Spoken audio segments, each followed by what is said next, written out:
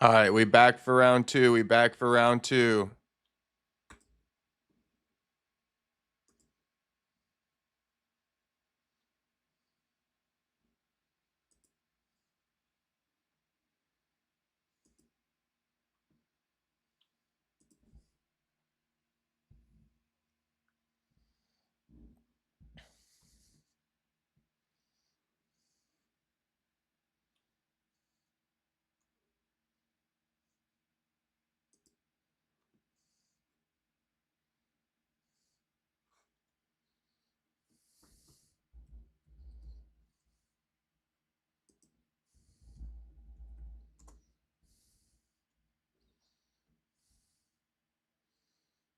Oh, dang. Jacoby Smith got a fight booked. Okay. Okay, Jacoby Smith. Uversio Kyo, the guy who just beat Phil Rowe. Okay. We in business.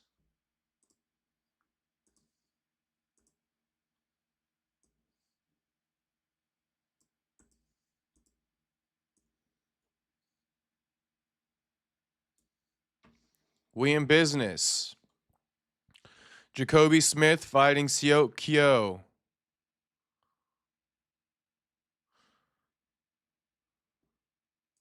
And Gilbert Burns called out Mike Malott.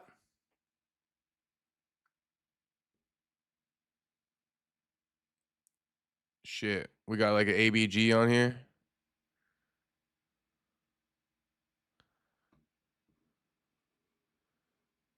Good shit.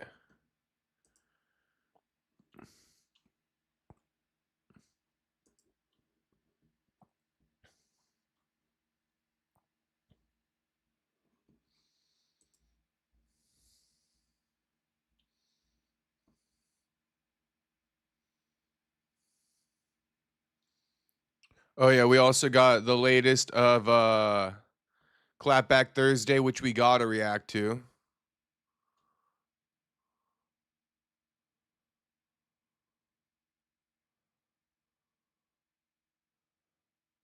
Vulcan Street Fighter. That's pretty cool. Damn, shout out to Volk as Joe.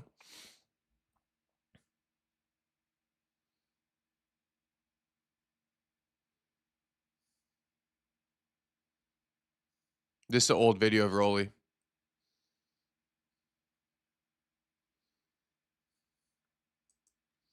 We'll take a look at that too.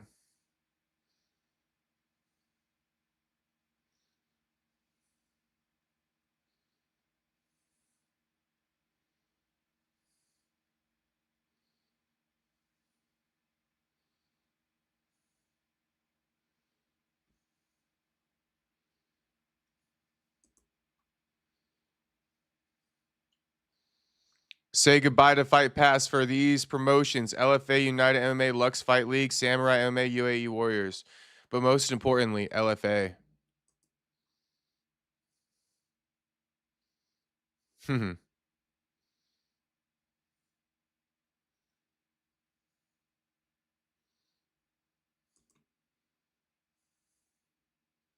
They're making excuses for Marab. I'm just bookmarking everything we could look over.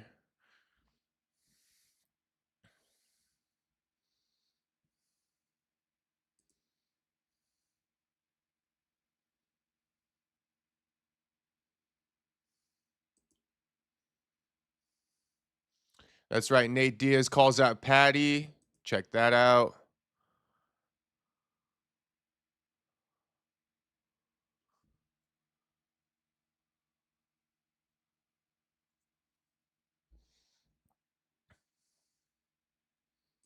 Protest scrapping.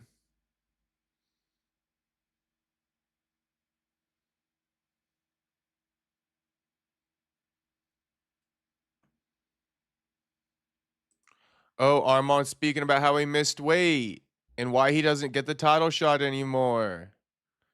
Too good.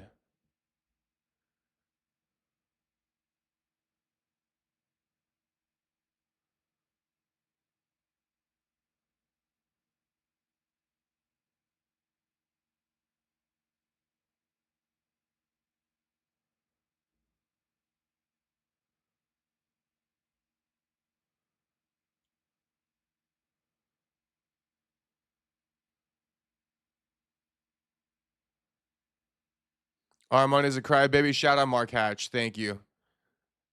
I've been saying it too much. I'm glad you said it.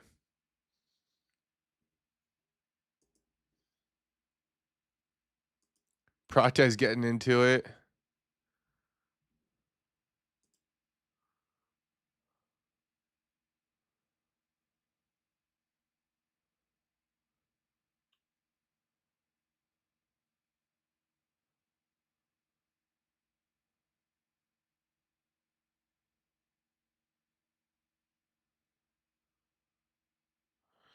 Yeah, Deontay thinks Jake Paul fight's fixed.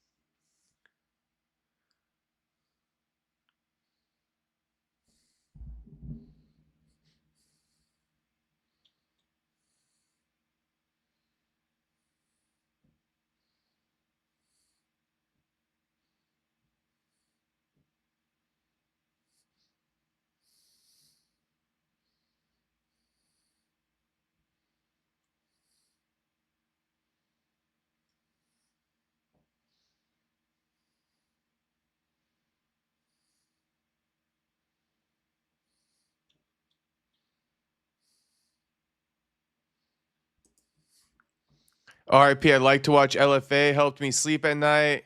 What up, Soda Pop? Yeah, that's fucked. LFA about to go under. Where else are they gonna get fucking streaming rights?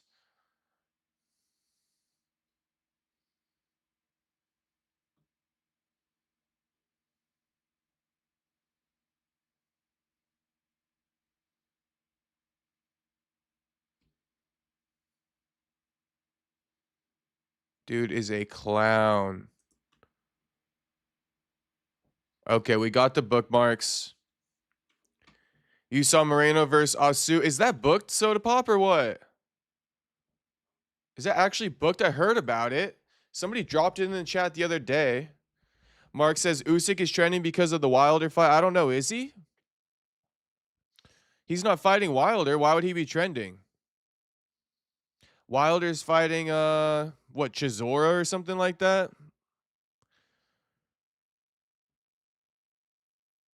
In the tank, Garcia getting dropped by Pillowfist Campbell is why I had 200 on Tank Ella in the Tank versus Garcia fight.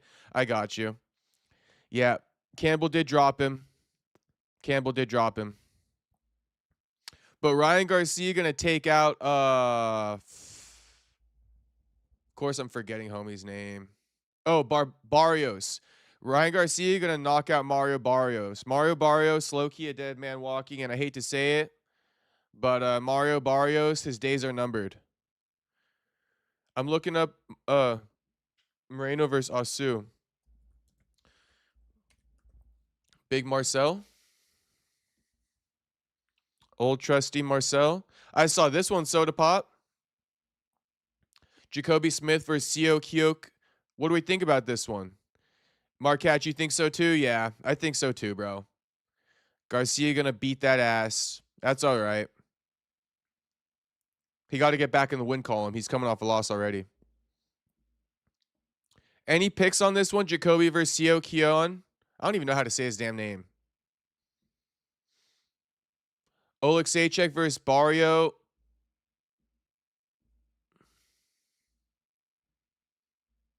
What if I just type in Brandon Moreno?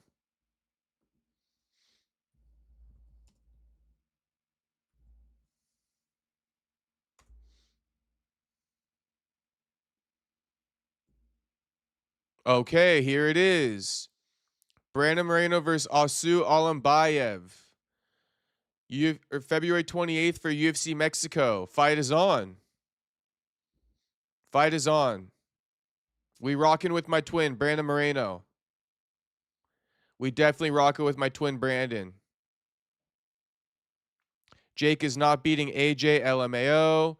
Well, that's where this quote comes from. I guess I should pull up the quote now. Demetrious Johnson thinks Jake will beat AJ. And surprisingly, I do get what he's saying. I do get what he's saying. I was just explaining this in the previous stream, so I guess I'm going to have to say it again. Did you already watch the trailer for Jake AJ? I did, James. I did. I watched it, James. I even posted it on Instagram. I posted it on Instagram too, homie. It was all right. It was all right. Nothing crazy. I'm done telling you.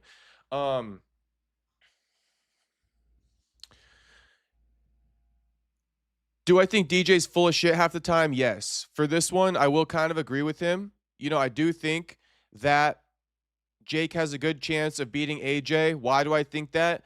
Well, because the same thing I said the other day when I said that Dana White has really good matchmakers, and that's why he doesn't make statements on fights until Tuesday when he meets with them, because his matchmakers are a lot smarter than him. They could give him a matchup that's all the way in left field he couldn't even consider or fathom, right? Now, I believe Jake Paul has the same type of matchmakers on his team who are going ahead and saying, listen, we got the AJ fight. You got the big overhand right. AJ's coming off a knockout loss with the overhand right? AJ's out of his prime, past his prime. You're entering your prime. You're the younger guy, he the older guy. Reaches are somewhat similar, right? I think that Jake has matchmakers who pick the most scariest matchup, but also the easiest at the same time. Does that make sense to you guys? At the same time. HT, I'm literally explaining it as we speak. And I think I just got done explaining it. Bottom line too, I think that if Jake beats AJ, here's what I'll also say. I'll put it like this too in a different context. If Jake beats AJ, does he get my respect? Not really. Not really, because I think he picked this matchup. I think he picked it. I'm not necessarily going to respect Jake if he beats AJ. For the reasons that kind of Demetrious says. Now, I don't agree with everything DJ says, but I see what DJ's saying here. I've said this in the past. I said this when the fight got booked. How old is AJ? Let me look.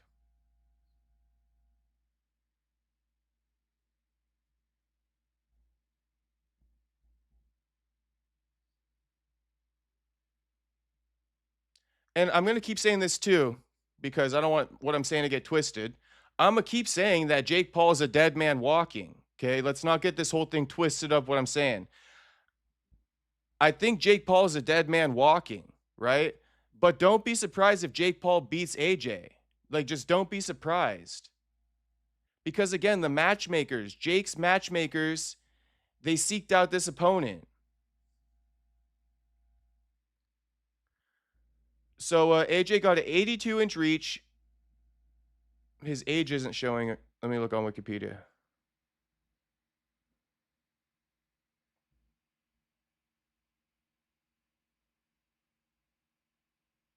No. Anthony Joshua, age. Okay, so Joshua 36, Jake Paul 28. You boys feel me? 36 versus 28, 82-inch reach versus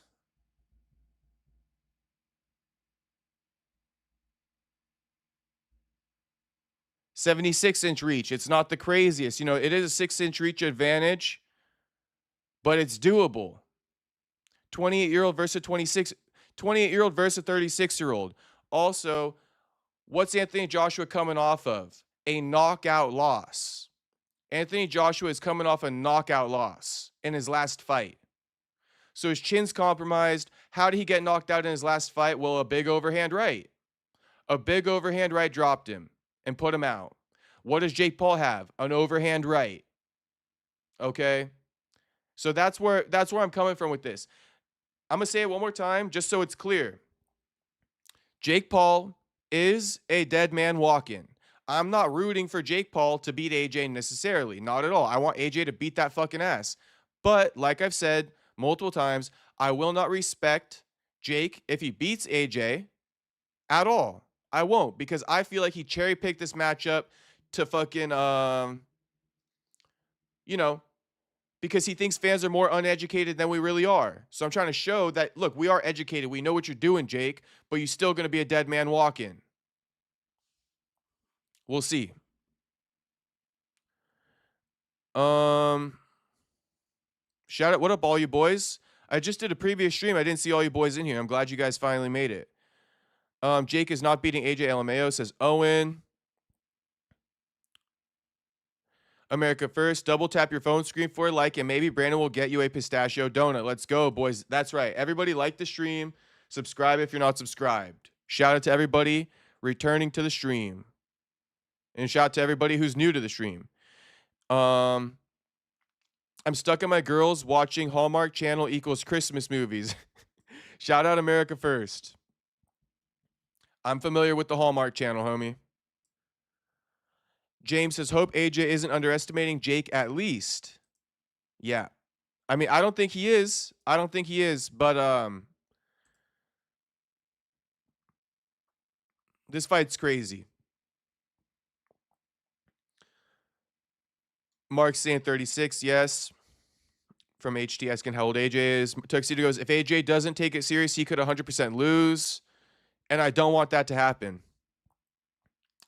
CP, if AJ is actually trying to win, Jake has no chance genuinely. I got you, CP. Like I said, Jake Paul, a dead man walking. But don't be surprised if he pulls this shit off, boys. I'm just telling you now. Don't be surprised. It's a little bit of wolf tickets. It's a little bit of wolf tickets, right? Anthony Joshua isn't that Olympic gold medalist that he once was. Does that make sense to you?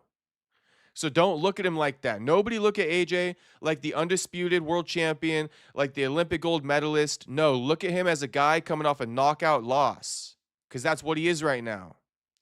And that's who Jake cherry picked. Mark Hatch says, Tuxedo, yes, I think that's what Jake is hoping for, that he's overestimating him. How long ago was that KO? Oh, and another thing that I forgot to mention, not only is AJ coming off a KO loss, right? AJ coming off a surgery.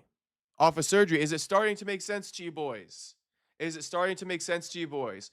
AJ coming off a surgery. AJ coming off a knockout loss. AJ lost all his belts, right? But what's Jake Paul going to sell you? Olympic gold medalist, former undisputed world champion, 2 weight classes above me, right? 5-inch reach or 5-inch height advantage, 6-inch reach advantage, right? But I hope you guys see these other things that I'm weighing in. Coming off of surgery, coming off a knockout loss, lost all of his belts, 36 years old, not undisputed anymore, well past the undisputed status. This isn't 2022. We entering the big 26. Okay, AJ is not who he once was. So everybody get that through your heads before this fight takes place, because we could be in for a huge upset. And I just want you guys to know why. Mark, you can't be too relaxed in the ring. That's how you get caught, like Fury did with Ngannou. Shit. Also how Joshua did Ngannou. Ngannou was like all relaxed in that fight. He thought shit was sweet after the Fury fight. It wasn't. Joshua better put Ngannou out just like he put out... Joshua better put out Jake Paul just like he put out Ngannou. HT, DJ is well known for getting his picks wrong on UFC pay-per-view events. I got you. I got you. I'm not the biggest fan of DJ. Definitely not the biggest fan of DJ. 1 year ago. Okay, so 1 year ago. I was going to look that up. So he got knocked out by Daniel Dubois in September of last year. September 2024, he got knocked out by Daniel Dubois. Okay?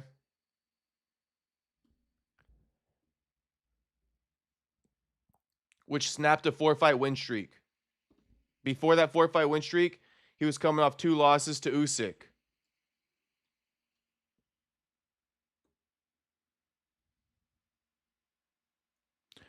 So he should be good if it's been that long. But James, you're also not factoring in he coming off a surgery. And yes, he should be good. He should be good. But I'm just telling you guys. You feel me? Pause. Ha ha ha. LFG.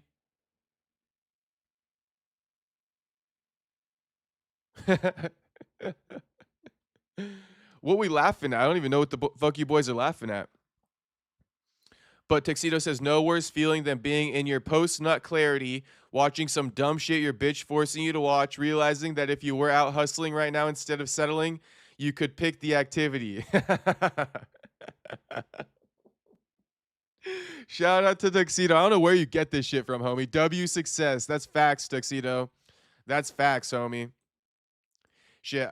Shout out to all the guys out there who don't got shit going on. They just got to do what their girl wants them to do. That is the worst feeling ever. The worst feeling ever. Go get yourself a fucking hobby, boys. Go get yourself a hobby. Go get some success, because you boys out there cannot be doing whatever your girl wants you to do. Like Tuxedo said, no worse feeling than being in your post-nut clarity watching some dumb shit your bitch forcing you to watch. Realizing that if you're out hustling right now instead of settling, you could pick the activity is too good, Tuxedo. I do not know where you get this shit from, homie. But shit, keep it coming. All right, let me go close that door and then we'll watch this DJ thing. Like the stream and subscribe, boys, right motherfucking now.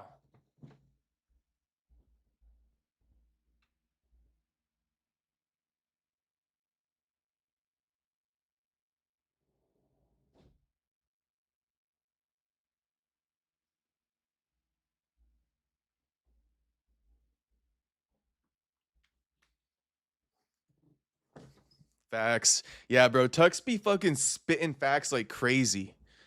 I still don't know what the pause was for, but hopefully you boys weren't pausing me. But shit, you know I don't mind. All right. Let's hear what DJ got to say to fucking Mr. O'Malley. And then we're going to listen to Mr. O'Malley saying he's next for the title at 135 if he beats Song Yadong. Like, I get it, bro, but I'm so sick of this shit. I'm so sick of this shit. Maybe I just know too much. Maybe I just follow the sport too closely and I know too much, because I know a lot of casual fans would be fine with O'Malley getting a title shot off beating Yadong, but not me, bro. Not me. All right, let's listen to DJ's black ass pick AJ to get knocked out by Jake Paul. And no, I'm not being racist. This is what DJ calls himself every 5 seconds, okay? Shout out to everybody, and thanks everybody for liking the stream. I think Jake can knock him out. Anthony Joshua's been knocked out by some weird-ass shots before. Andy Ruiz, Dubois knocked him out with a short overhand right? Yeah. Jake Paul can land one of those shots. He can. If Anthony Joshua doesn't get on his bicycle, start moving around and fight Jake Paul like a pop, oh, you missed, pop, like use that range, start hitting the body, make Jake Paul work, make him miss. Yeah, he can destroy Jake Paul, but I don't see that happen. That's not really how AJ even fights though, DJ. But okay. I think he's gonna try to prove a point. And you know what? Maybe my black ass don't know nothing. I don't know shit about boxing, right? But I feel that Jake Paul could potentially knock out Anthony Joshua. I'm just saying it. I think Jake can knock him out. So there we go. I feel Jake Paul could knock out Anthony Joshua. Demetrious Johnson saying it. Now, DJ, AJ's more of a flat-footed boxer. He's not that bouncing guy you're talking about, right, with all that crazy footwork. He's kind of a plotter, right? So, I mean, based off that, you definitely think he's going to get knocked out. Because you think the style he normally fights with would get him finished. He got to switch up his whole style for Jake Paul? I don't think so. I don't think so. Anyway, everybody hating on DJ for this, though. Everybody mad at DJ.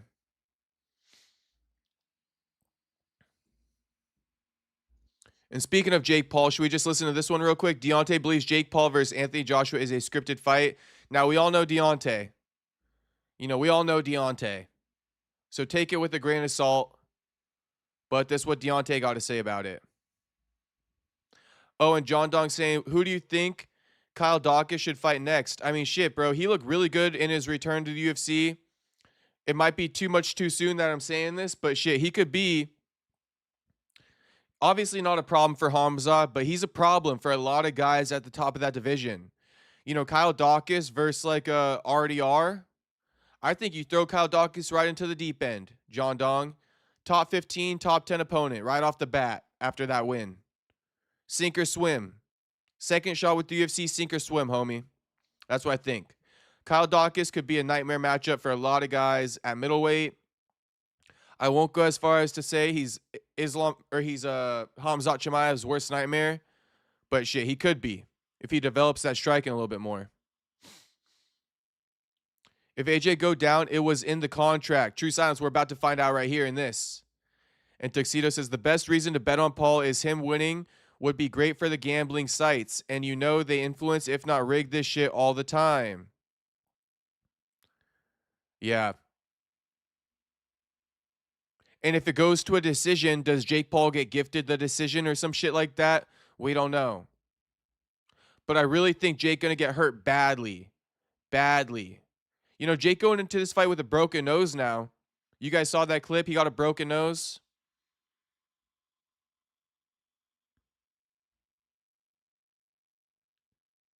People overrate how much power Paul has because he's cracked dudes smaller than him. He's not even massive like people claim, 5'11 and a half at best. CP, I do agree with you on that. I do agree with you on that. They do sell Jake like he's a bigger guy than he is. I could 100% agree with you on that one, homie. I could 100% agree with you on that. They actually say he's 6'1". Listed as 6'1" on BoxRec. I think that's kind of cap. But let's hear what Deontay got to say about this fixed fight with Paul versus AJ. You know, for me, in my opinion, I think it's scripted a little bit because, you know, of the weight difference, and, you know, Joshua is a former, you know, champion. And also, you know, he's active, you know, and this is going to be the first time that we see Paul, you know, fighting an active fighter. You know what I mean? We seen the Mike Tyson. That was all fun. That was cute. You know what I'm saying? It's fun and games and stuff. But now you're dealing with a real professional, you know. And so we'll see how it ends up. You know, like I said, I think it's scripted, but, you know, we're going to see. At the end of the day, I just want everybody to have fun. I want them to enjoy themselves because we risk our lives for others' entertainment and just go home safely to be able to have memories and say we did a great job. Thank you. Let's get a bomb squad to end. Bomb squad! Nah, I wasn't going to say it. See, Pete, I wasn't going to say it, but yes, when I look at Jake, that's why I be tripping because I'm like, bro, people be selling Jake like he's this big ass dude. It's like I'm like bigger than him overall too. So I don't even know what people are talking about with Jake, but it's okay. It's all right. It's all right. But yeah, I think I'm overall taller and bigger than Jake as well. And I'm not some menacing guy, right? I'm just like a 6 foot tall, 200-pound dude. But they make Jake out to be this really big guy, and he's not. I'm telling you guys right now. Like C. Pete said, he 5'11 and a half, bro. He 5'11 and a half. Nah, I know. Wilder getting sued now, LOL. Jake's filing the lawsuit as we speak, James.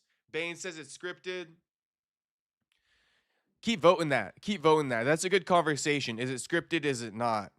Let me know in the chat, too, what you guys think, if you got a real opinion on it, if it's scripted or not.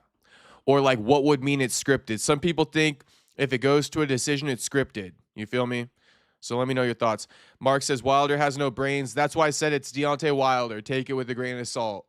But since we were on the topic, I figured. Titty boy. It's not Star Boy, it's Titty Boy. Titty Boy Manel Cop with the crazy fucking gyno. That's insane. This gyno is insane. That's insane gyno. No wonder dude pulls out of so many fights. Perry Punch versus Jake Paul. Bane, I'd be lying if I didn't think of that myself, homie. I'd be lying if I said I didn't think of that myself. Like I said, when people be hyping up Jake, I mean, he been training. So he definitely, I'm not going to lie. He'd probably beat me in boxing right now, right? Because he been training. I haven't. But I'm just saying, when people be hyping up Jake, I'm like, dude, he not that scary of a dude. Like, he really not. I low-key think, like, if Jake Paul's this big, scary guy, then what the fuck am I? You feel me? But that's a conversation for another day. It's not about me. I don't want to make it about me. But I want to make it about fucking Manel Cop's gyno right now. That's what I want to make it about. Manel Cop's gyno. This is insane. No wonder he pulls out of so many fights, bro. No wonder. And if you guys are wondering what gyno is, When you go on steroids and you don't take estrogen blockers, this is what happens. You grow man titties. Okay? When you go on steroids and you don't take estrogen blockers, you grow man titties. Tuxedo, how tall you is? 6 foot. 6 foot, Tuxedo. 6 foot. Probably with the same reach as Jake Paul, like a 76-inch reach. 200 pounds. Bro, get that off the screen. All right, we could get it off the screen. Shout out to Titty Boy, though. How about this? Is this better, Bane? Bane, can you look real quick? I know you're avoiding looking because you don't want to see it, but I fixed it. How does this look, Bane? Give me a comment in the chat. Why does he look like a lesbian here? It's a sports bra. But it's even the shorts, bro. They changed the shorts or something. Juiced Cape is OP. Shout out True Silence. He definitely is. He definitely is. And CP, okay, Bane says that's better. CP goes, MMA fighters that lie about their height think Paul is massive. He's above average for sure. But I see dudes bigger at the gym every day. No, CP, that's facts, bro. That's facts. But, you know, CP, a lot of couch potatoes, they don't know any better. I guess you could put it like that, right? A lot of couch potatoes don't know any better. And it's like an inflated market because everybody be lying about their height and shit like that in combat sports. So, like, 5'10" guys are 6 foot guys, you feel me? And 6 foot guys are 6'2" guys, you feel me? So we got a really fucked up gauge of this shit. A really fucked up gauge of this shit. Tuxedo goes, okay, so if you're claiming 6 foot online, you definitely like 5'10", and Jake Paul is 6 foot, so I'm going to say he'd have a pretty good advantage. Nah, I'm playing LOL. Nah, I feel you, Tuxedo. Like I said, Jake Paul beating my ass, homie. You feel me? He been training, I haven't. But I'm definitely not lying about my height. Definitely not lying about my height. Come on, I got high school homies in the chat. You boys saw it the other day. A high school homie was in the chat. I can't be lying. You feel me, boys? I can't be lying. I got dudes from high school in the chat now. So I definitely can't be lying. I always got to keep it a buck. You feel me? And shit. Anyone can vouch who knows me. I'm 6 foot.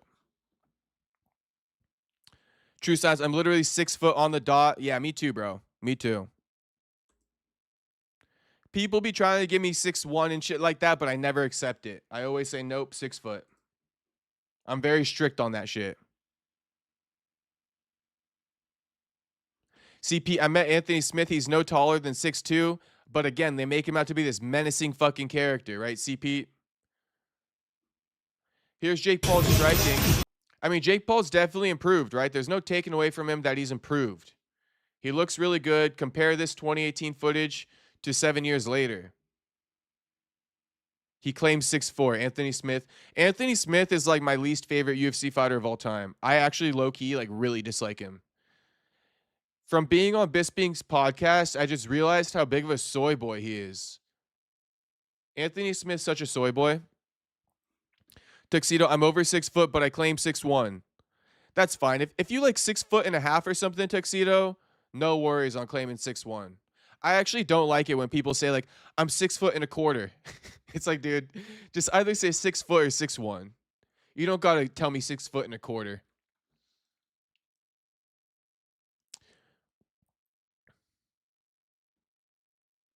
CP, I see you next to MMA Fu. You def 6 foot. Shout out to CP. Shout out to CP. Vouching. That's facts, homie. Yeah, MMA Fu is a big dude. He was a big dude as well. John Dong, do you think they'd put Kyle Dawkins on the White House card? He's not popular, but he's American and has a lot of finishes. Potentially. It just depends how many spots they have open. I don't know. You know, we're hearing 8 to 9 title fights. Like, I don't know how much room there is for Kyle Dawkins, if that's the case. But I don't even believe there's going to be 8 to 9 title fights. It just can't happen that way. Kyle Dawkins, it wouldn't be bad. We'll see. We'll see. I think Kyle Dawkins, he got a lot of potential coming back in the UFC. More potential than his heavyweight brother did. For a fact. Remember when Kyle Dawkins beat Kevin Holland? Like, knocked out Kevin Holland with his hip or some shit like that, and Kevin Holland face planted on the canvas? That was the beginning of the end for Kevin Holland. Ever since then, Kevin Holland hasn't been able to get right. Oh, and for everybody that's in the chat right now, I did give this a little announcement earlier on the previous stream for UFC BJJ. But for all those wondering about the Joaquin Buckley interview, we talked to him. I talked to him again today, and I think we're going to film the interview tomorrow. So get ready for that Joaquin Buckley interview. It's going to be the only interview on the market by the time that shit drops, because we got the 6-week break coming up, everybody on vacation, but not me and Buck. Me and Buck's still working. All right? Most likely filming the interview tomorrow. It'll get posted very shortly after that. But that's the update you boys have been waiting for. It's been locked in. It's locked in now, okay? All he got to do is text me when the time is tomorrow, and we're going to lock in. I got the questions ready. I got it already. You feel me? You boys want to see it? Let me flash the questions to you boys. We got all the questions for the next Buck interview ready. Shit, I come prepared for this shit. We already ready. We ready for this shit. If you call me right now for the interview, I'm ready for it. Okay? Workhorses. Let's go, True Silence. Like I said, we working. Need Buck on the live. Shit, I don't think I'm going to get him on the live, but maybe I will. Maybe I'll get him to come on the live after the interview. I'll be like, you want to pop on the live? Can I call you on the live? He'll probably say yes. But I think we will film the interview off live. We'll probably film the interview off live, just to let you guys know. See Pete, shout out MMA Homie Pod. Shout out to MTK and the boys. That's C Pete's boys too. Smith turned himself to a joke with the on-paper shit. Facts, dude. And then he got a girl co-host, True Silence. What up with that? Like I said, he a beta male. He a soy boy. And I don't even care that he's a fighter, bro. He didn't even text Bisping after his loss. He didn't even text Bisping after his fucking loss, bro. Just straight ghosted the podcast. Then pops out with the on-paper pod, courtesy of Home of Fight. Like, oh my God. And then you got a girl co-host. Like, oh my goodness gracious. Couldn't be a worse fucking downfall than that. You leave Michael Bisping's podcast, believe you me, right? You ghost him after your loss to whoever the fuck it was. I don't even remember who he lost to.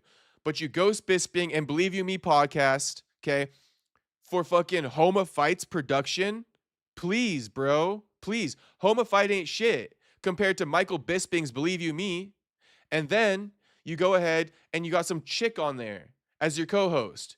Why? Because you a softy fucking Anthony Smith and you didn't like the fucking the male presence of a Bisping. That's why you ghosted that podcast. Shout out to Anthony Smith, bro. I really don't fuck with you, homie, and I'm sorry. But I don't. And I'm keeping it a buck. Shout out to Buck.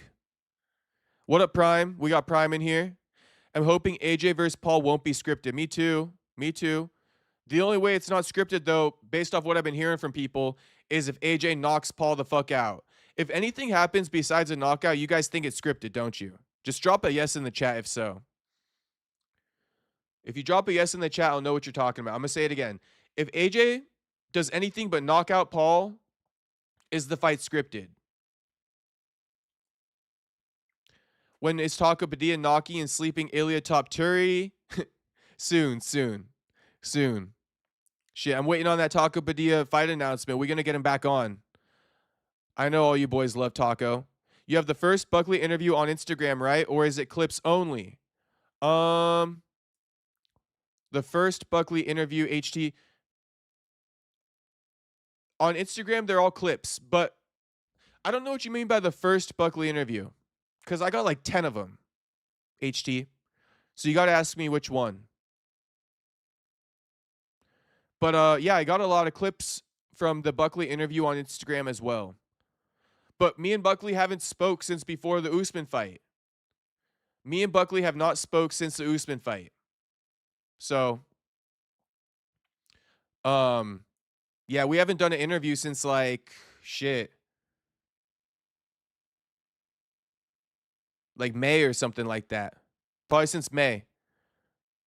Paul Felder is so much better than Bisping. Yes, CP, 100,000%, bro. Oh, no. Yeah, I misread that too. Paul Felder is so much better than Smith. Yes, CP. You're right, homie. I really like Paul Felder. Paul Felder is like Now I'm going to sound like I'm glazing, but shit, I might as well counteract the hate I just showed Anthony Smith. Paul Felder, love the guy. Absolutely love the guy. And also, fun fact, you know Paul Felder, when he did some type of like promotional video for Joaquin Buckley's fight with Usman, he grabbed a clip from one of my interviews with Buckley, showing love to the channel. So I definitely fuck with Paul Felder from that too. Paul Felder clipped off a segment from my interview with Joaquin Buckley and included it in the UFC promo. Shout out to Paul Felder, homie. Shout out to Paul Felder. Nothing but love to that man. I also just think he's really good at what he does, though. Really good at commentating. Shout out to Paul Felder. So True Silence says yes. If AJ doesn't knock him out, it's rigged. Prime says yes. James says nah. Okay, James. I'm assuming as long as AJ wins for James, then. But people think if it goes to a decision and AJ wins, it was scripted. Like they told AJ not to knock him out. That's what people be saying. Usyk beat the fuck out of AJ, so he became sped. Yeah, Prime, you know, AJ passed his prime, no pun intended. AJ passed his prime, no pun intended. I'm trying to pin the chat real quick. Oh, here we go. And then Hunter Cannon says, some of the realest shit I've ever heard must have been about Anthony Smith. And yeah, fuck Anthony Smith. We team Bisping, we team Felder. All day, every day. Feel like I only like Taco more than chat because I bring him up every stream.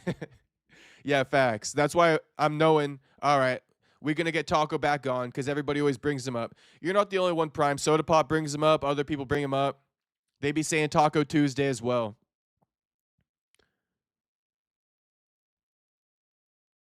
So CP going, yes, but maybe a decision where he beats his ass but lets off a little and doesn't KO him. Yep. And I feel like that would be in the contract. People are saying if that happens, that was in the contract. So we'll see. Eric says, perhaps Ngannou turned the Jake Paul fight down because it was in the contract that he had to lose. Maybe. You know what, Eric? Maybe. Because aside from that, bro, it makes no fucking sense why Ngannou would turn that shit down. That's the biggest fumble of all time. And like I said in the last stream, now he on his hands and knees begging Daddy Dana to re-sign him for UFC White House. And Daddy Dana said, eat my dick. Eat my dick, Francis. No Diddy. Or all Diddy. Should I be vulgar tonight? I've been saying some crazy shit tonight. I'm not even going to lie to you guys. I've been saying some crazy shit tonight. Tuxedo Matt says, you got an interview with Buckley? Bro, yes. Are you kidding me right now, Tuxedo? I don't blame you because, you know, my streams have kind of like garnered a new audience. But, yeah, bro. You want to see?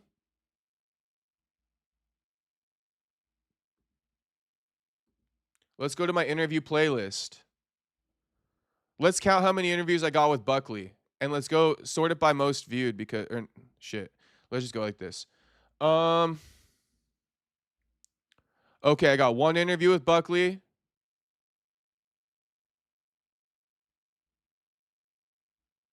Two interviews. 3, 4, 5, 6, 7, 8, 9, 10, 11, 12. I think this was the first one. After he knocked out, I forget his name, with that head kick, though, in his welterweight debut. So, yeah, I got 10 interviews with Buckley. That's why we really boys, bro. We really boys. Post the link. Which one you want? You want the one where he says he's coming to KO Usman? Here, let me give you this one. Usman. Look at this. An hour and 3 minutes. And I got all the clips, too. Look, I posted all the clips, too. So if you guys want to see clips of it, you could do clips. You could watch it in its entirety. You feel me? We be talking shit on Ariel, reacting to SD Dumas troubles. Speaking on Ian Gary shit. Come on, these interviews are too good. I'm finna post it in the chat right now. All right, here.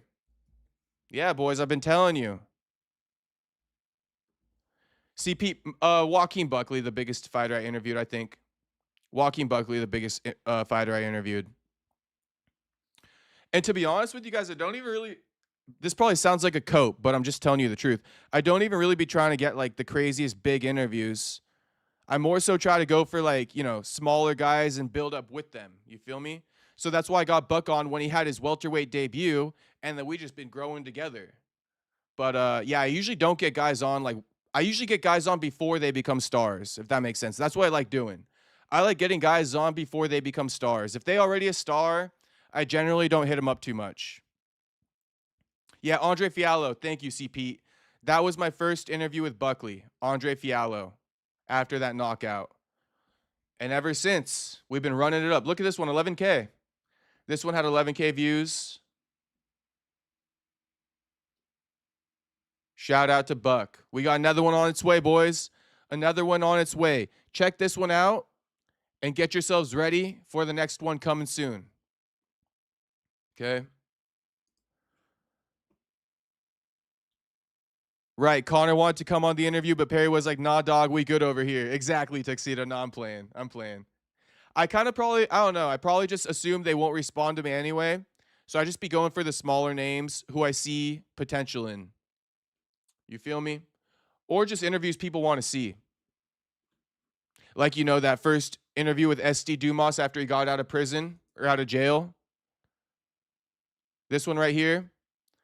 This was the first interview SD did after that recent incident, that dog crate incident this year. The first one. See? You know, Randy Brown. Adrian Lee. See, I'm getting Adrian Lee early. Jacoby Smith early. Right? Anthony Hernandez. So I got some decent names. Pat Downey. You feel me? Everybody know Lorenz Larkin. Themba Grimbo.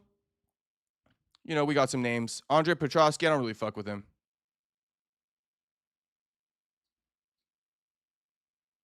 Taco. Anyway. Taco Padilla is a superstar in your chat. He is for sure. HT says, I think Francis was being a bit arrogant when he rejected the Jake Paul fight. Then afterwards, someone must have told him, you just dropped a bag. I mean, I would like to believe that more, HT. I like that narrative more than the narrative that Francis turned it down because there was a clause that he's going to get, that he has to lose. I like that narrative that you gave more, HT. Look at this Diddy-ass dude. Look at this Diddy-ass dude, bruh. Michael Morales be tripping, bruh. Michael Morales be tripping. But wait, I want to show you guys this. The before and after. Jake Paul's bag work. Before and after. Just take a quick look. Best way to establish a relationship.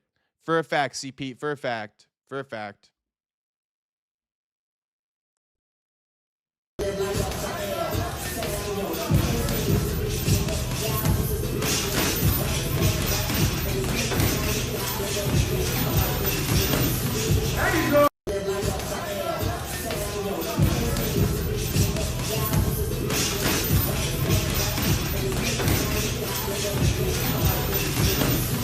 Jake just spamming jabs in the first one.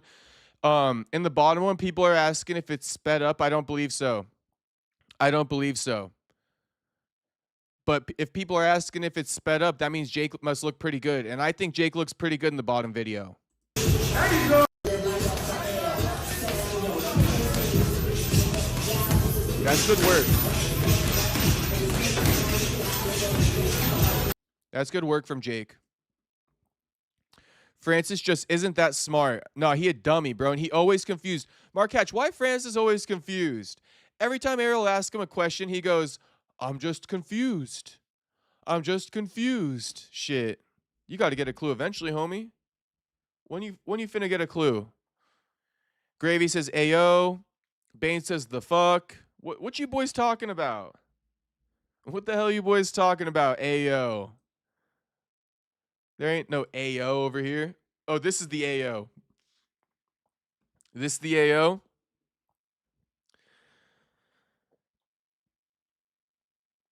Probably expected a higher offer and Jake moved on. Prime, we ain't got UFC until January. That's insane, so we just got to go with boxing. We do. But we got one more card this weekend, Prime, in case you forgot. We got one more card this weekend in case you forgot. First one looks like MMA bag work. Tuxedo says, I think about that a lot. What do you think about a lot?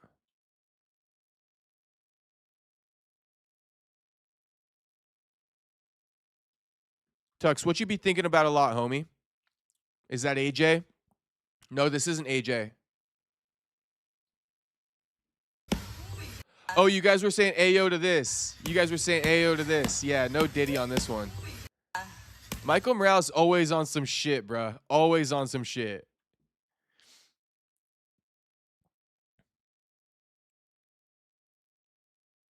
Oh, today's Pulev versus Gassiev 2 for the WBA regular belt. Damn.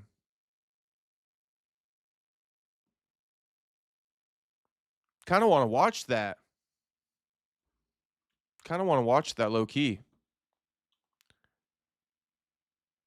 But it's already 10 p.m. It had to have already like concluded. Morales the most sus motherfucker. LOL. He's good though. He is good. That bastard. He is good. Tuxedo says he wrote it down. I love Planter. Great guys.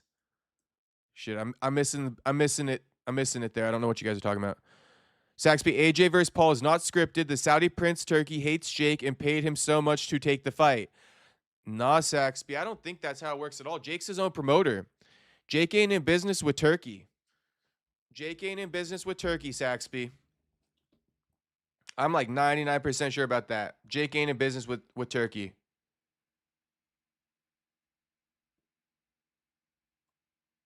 The Prince said, I want to get rid of Jake Paul problem, so AJ will kill him, and if AJ don't, then AJ's finished. Don't fuck with Morales. He always pissed me off. Shit, he lucky he could fight, bro. He lucky he could fight. Shout out to Tuxedo. For some reason, none of Tuxedo's chats are making sense, but that's all right now. That's okay. I'm just slow. You guys know I'm slow sometimes. Oh, okay. So, LFG, what up, bro? What up, Scott? What up, homie? Glad to see all the regulars back in the chat. Look it up, brother. There's an interview where they are working together on this.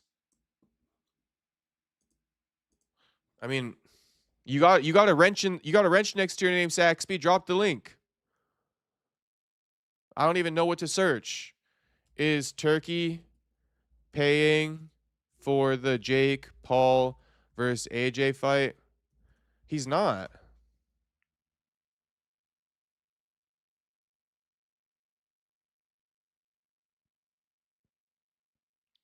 AJ isn't even under Turkey.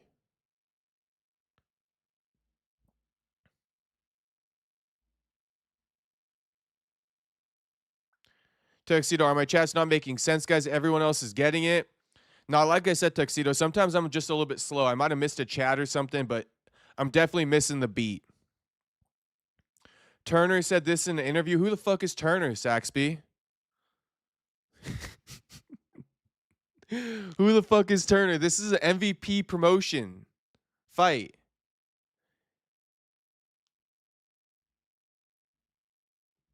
So I don't know, man. Help me out, Saxby. You got that wrench next to your name. Drop the link. Tuxedo saying, read this. Gravy Show said, Tuxedo, how dare you?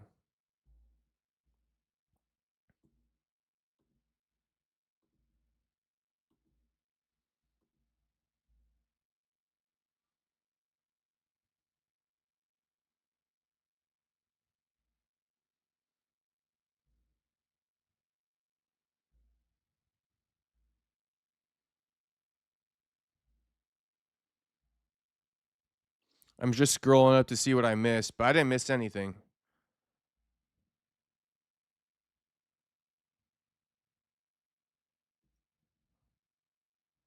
What the fuck is planter?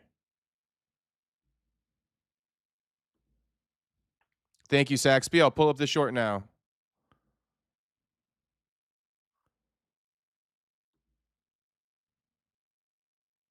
But again, Saxby, the short was posted 2 months ago.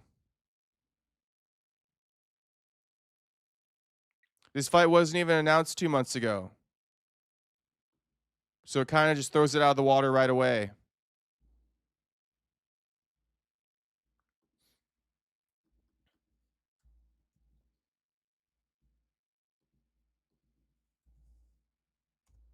Kind of eliminates it right away. Stupid. Bro, what the fuck? It's not the right one. Hang on. My bad.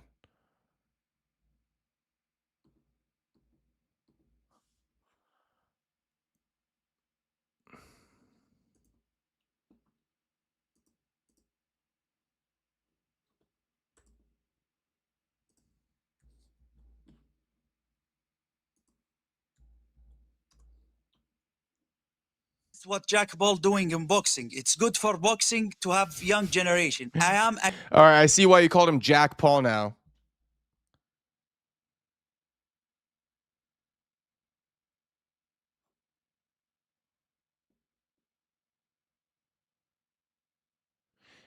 Okay, Tuxedo, shout out to Planter. I just don't know. I don't even know what Planter is. Planter is a tech company owned by Peter Thiel.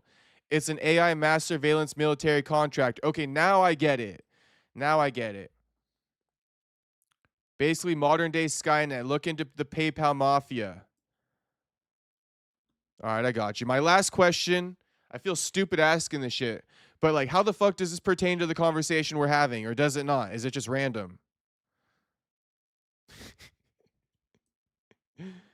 Is it just a random convo, like a side convo type thing, or is this pertaining to our conversation we're having? Against some kinds of fight he do. I want to tell you example and surprise. I am thinking me and him to doing him against Joshua now. Joshua, if he destroy him, it will be good for me. The headache of Jack Paul will go from my mind. If Jack Paul win, I will know that Joshua is finished, and Jack Paul deserve to be ranking and deserve to have future in boxing, right? I thought you wanted 50-50. In this situation, I wanted 99-1. Okay, so he hates Jake, but look, Saxby, look at the comment 2 months ago. So this was a different conversation. It turned out to seem like it, was pertaining to the fight, but I'm telling you, I don't think Turkey's invested in this fight at all. I can almost promise you, homie. I can almost promise you. You know I wouldn't steer you wrong, but I can almost promise you. I won't guarantee it. There's a chance you could be right, but I can almost promise you. This isn't the fight. Turkey's not invested in this fight. Turkey low-key scary. He definitely has a couple bodies under his belt. Definitely has a couple bodies under his belt, True Silence. True Silence, all you guys laughing at me asking how it pertains to the conversation is hilarious. True Silence goes, shit confused me, so I ignored it. Shit, I was trying to figure that shit out. Tuxedo says, when you buy the mic, everything you say is relevant. I'm trying to warn you. Oh, okay. All right, so now I got to watch myself because I got the fucking Shure mic. Damn. Shit, I'm not going to bite my tongue. I don't even know how to do that. I don't even know how to bite my damn tongue. All I know how to do is say what's on my fucking mind. So looks like I'm fucked, Tuxedo. Looks like I'm fucked. But that's all right. That's all right. Ain't no one getting me. You can't keep a good man down. You cannot keep a good man down. Shout out to all the good men in the chat. They can't keep us down, boys. That's what I love to say. You can never keep a good man down. Always remember that shit. Anyone trying to fuck with you, all right? Anyone trying to fuck with you, if you're a good man in the chat, they can never keep you down. Oh, Tuxedo, I'm just saying be careful with your internet activities. Don't be like me. Oh, because you were jerking earlier. Because you were jerking earlier or something like that. You said post nut something. I think I'm just making shit up now, but I don't know. I don't know. We in the weeds, Tuxedo. We in the weeds, but that's okay. I like it. I like it. GM Bane, thanks for the shout out. I got you, homie. I got you. Shout out to all the good men in the chat. And then Saxby says, I feel you as well. Okay, I got you. I got you, Saxby. We on the same tip. Gravy says, Tuxedo, don't drink the tap water because it's turning the frogs gay. Shout out to Bryce Mitchell. I don't be drinking tap water, by the way. I only drink pH water from Whole Foods. Tuxedo, well, I'm just schizomaxing. Nah, I feel you. I feel you, Tuxedo. I feel you. We the same, Tuxedo. We the same, homie. My mental health is on the back burner. Right now, I'm fucking doing everything but prioritizing mental health. I'll tell you guys that right now. The grind comes first. Fuck the mental health for now. I'm schizomaxing as well. I just be reading chats and trying to show you guys bookmarks, so we all over the place, but that's all right. This is just a fun stream. What do we think of Yaroslav Amosov? Rocking the new UFC threads. Is Neil Magny beating that ass this weekend? I think we should do a poll. What up, Dylan? Good to see you in here, Dylan. I just watched the Guru video about Francis. He might be a jackass. Oh, Francis definitely a jackass, Miata boy. Definitely a jackass. I didn't even make a video on Francis. I just kind of left it alone. I'm kind of tired of picking apart Francis. Honestly, I'm kind of tired of it. The Francis story isn't even entertaining to me anymore. We've picked it apart like 3 times now. I'm kind of over it. But he definitely dumb for turning down the Jake Paul fight. He definitely refused to acknowledge or refute. He definitely didn't shut down Dana's allegations. You know, we're going to get into it right now anyway.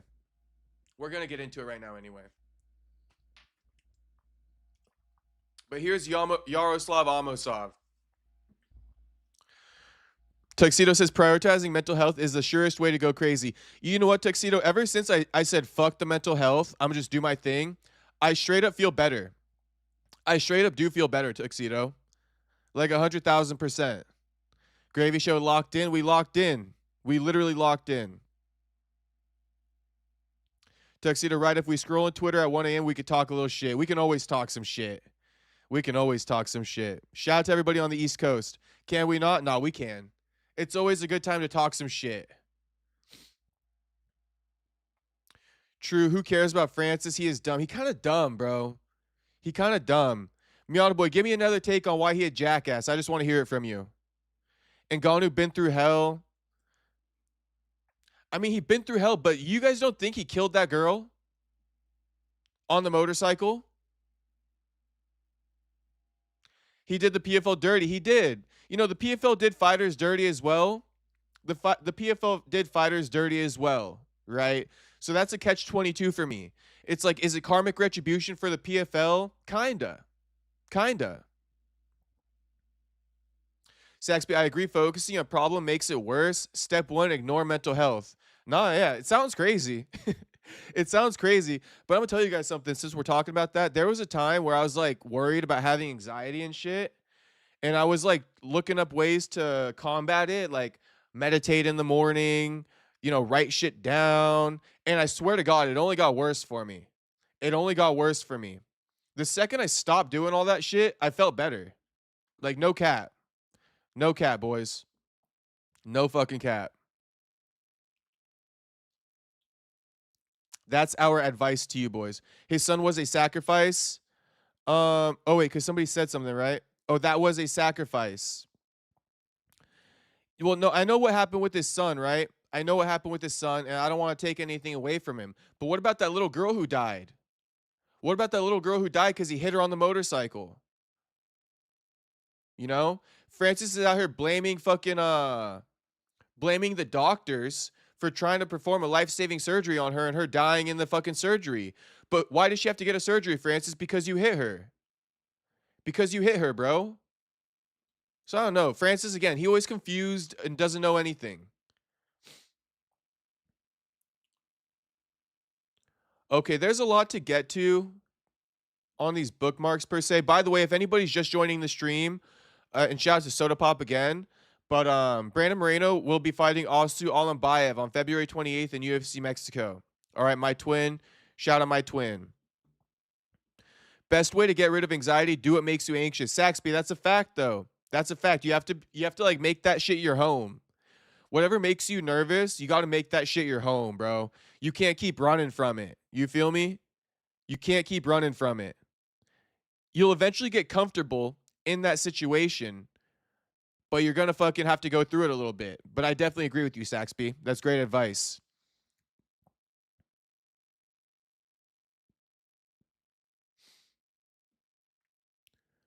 What did PFL do? Haven't heard about them doing fighters dirty. So Mark Hatch, PFL basically like when they acquired Bellator, PFL was icing fighters because they didn't want to pay him. Like they did Gegard Mousasi dirty as hell. We're icing him. Didn't want to honor his contract from when so Bellator signed Gegard Mousasi to a contract, right? Extended his contract. When PFL acquired Bellator, PFL didn't want to honor Gegard Mousasi's contract. They tried to get him to take less money. When he wouldn't take less money, they iced him. They gave him no fights. And then when Gegard was complaining about it publicly, they released him. But best believe, Gegard Mousasi wasn't the only big name fighter that came from Bellator to the PFL who had a big contract that PFL didn't want to honor. So that's how PFL did a lot of fighters dirty from Bellator. Bellator had their fighters signed to bigger contracts, and PFL was asking them to take less money. And if they didn't take less money, they wouldn't fight them. That makes sense to you? So it's like, here, take a pay cut, or we're not going to pay you at all. So yeah, I mean, Francis, he did him dirty. He definitely did him dirty. But shit, PFL did fighters dirty, multiple fighters. So that's why it's kind of karmic retribution. You got to learn to let go. Shout out Gravy. Easier said than done, but you have a lot more peace of mind. No, it's facts. The less you think about all that bullshit, the better off you are. Hyperfixating on like anxiousness and anxiety, not going to help you.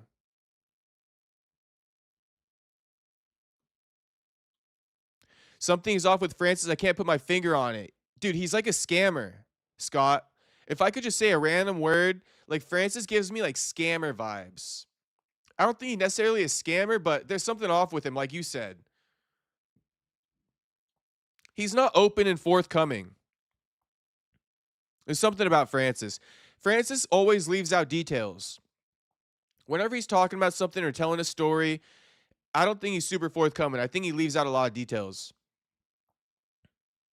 Like the whole thing with Dana.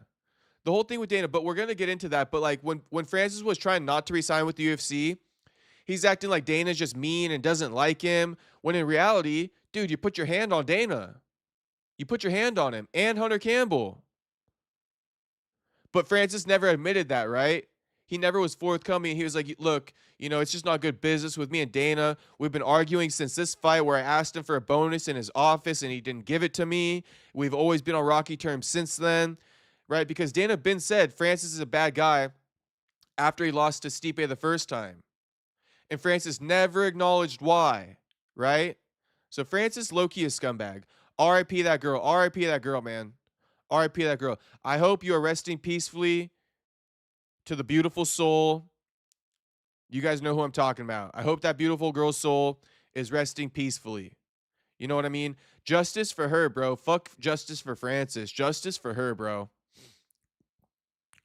Eric also elaborating, PFL has been sued by a fighter over a contract dispute, and multiple Bellator fighters complained that they weren't being offered fights when still signed with them. Yeah, and I explained that too, Eric. They weren't being offered fights because behind the scenes, PFL was asking them to take less money. Lorenz Larkin also left PFL. Shit. You boys want to see an interview? How about this one? What's the headline there? I'll tell you. It says PFL is unprofessional. That's the fucking thumbnail. PFL is unprofessional. Go tap into this Lorenz Larkin interview when this is the first interview he did after fucking parting ways from PFL. He tried to re-sign with them, and he said PFL's unprofessional. I went elsewhere. Now he in Karate Combat and shit like that. But this was another Bellator fighter who was acquired through the acquisition. So take a look at that one. This is a PFL fighter saying how he got fucked over by the promotion. Miata Boy said, "Are you going to Ariel and Francis? It's crazy." We could take a look at it, but we'll see. I might just read an article instead. I don't really feel like pulling up Ariel's content. Musasi said that PFO was the worst promotion he's ever worked with. Yeah, I am going to look at the whole Francis thing and then the Dana White response. So, yeah, we're going to look into it right now. Francis, why are you trying to fuck Usman girlfriend? Who is Usman? What is a girlfriend? Their camera everywhere. Why are asking me? Francis is pretending to be dumb, and he is dumb at the same time. Francis tried fucking Usman's girlfriend? Say it ain't so, Saxby. Saxby, say it ain't fucking so. Francis did not try to fuck Usman's girlfriend. It can't be true. Abel, I'm 6'2" with a 79 3/4 inch reach. Shout out to you, Abel. That's a great height and reach, Abel. You got 3-inch bigger reach than Jake Paul, and you got a 1-inch height advantage on Jake Paul. Gravy was at, oh, you watched Gegard choke Jacare at UFC Fight Night? That's dope, homie. You know, I never been to a UFC fight in my life. I've been to a Bellator fight. Been to multiple. Never been to a Francis the African Scammer. Yeah, LOL. You know, oh shit, that's perfect, isn't it, Mark Hatch? That's literally perfect. Shout out to Themba Grimbo. Shout out to fucking Themba. Shout out to fucking Themba. Yes, Axby, that wasn't written well, but I definitely got what you were saying. R.I.P. Moment of silence.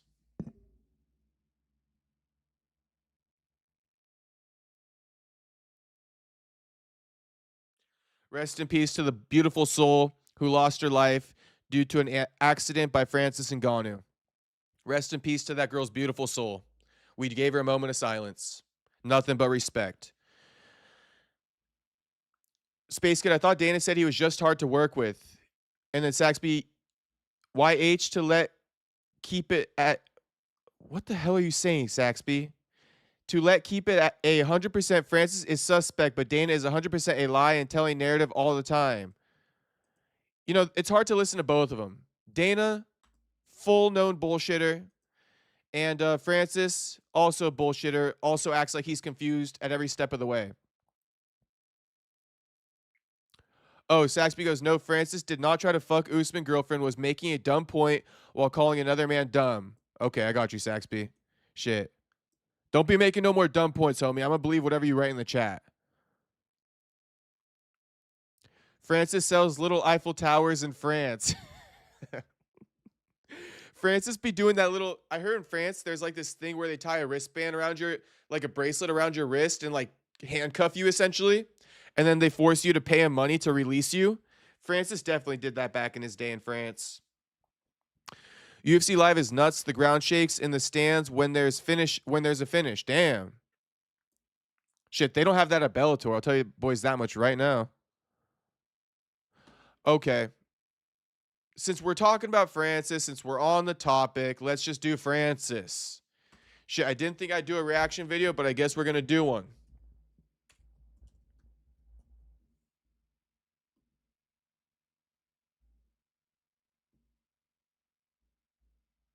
You trust this face? There's just something about it. There's just something about it. It's like an ego. It's like an ego. There's some type of ego to this face that can't be explained. But what's understood doesn't have to be explained, right? There's some type of ego that's coming off of this face right now. A lack of care that I'm just reading. Maybe I'm bullshitting. But I'm telling you guys what I think. Bell isn't a thing anymore. R.I.P. Paris scammers are so trash. They are, bro. They're so annoying. Luckily, I've never been to Paris, but I heard plenty of stories. Let's watch Dana interview instead. We're going to get to that, Saxby, but I think we got to check out the Francis one first with why are you posting a pic like that at that age, Bane? See what I mean, dude? There's something up with him. There's something up with him. And then him with the blonde snow bunny recently. I don't know. There's just something up with Francis. Can't put my finger on it. But even like the hair, like he rocking the flat top, like there's just, I don't know. Nothing wrong with the flat top. That's just me hating. I'm gonna admit it. That's just me hating. Don't get me hating. I don't like to do that sometimes. Sometimes I feel bad. I only like to hate when it's warranted. That's why I feel bad about making fun of his hair. That ain't necessary. I'm sorry, Francis. I'm sorry, Francis. I see a hurt man. Shout out to True Silence. France, ew, gross. And the HT, I think it's money and fame that brings out the real shady person in Francis. Shout out to the Snow Bunnies. Shout out to the Snow Bunnies.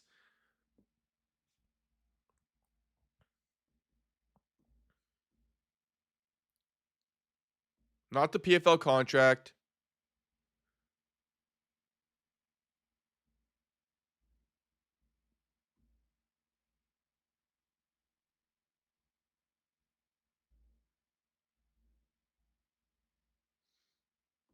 Okay, looks like we got to go to Ariel's page.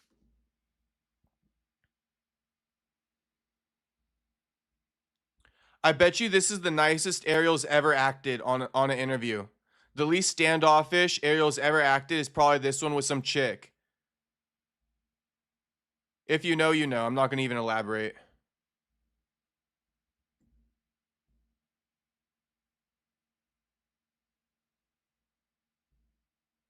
Where's the video of Francis putting his hands on fucking Dana? We'll get it. Just wait.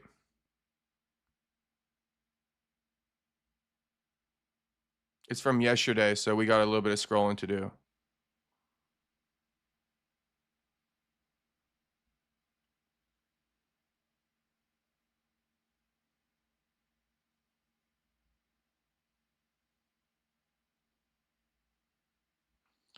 Francis asked about Dana White's recent comments on Flagrant in which White claimed there was a physical altercation. Okay. But I want to see, did Ariel post the clip himself? I just want to see who posted a longer clip.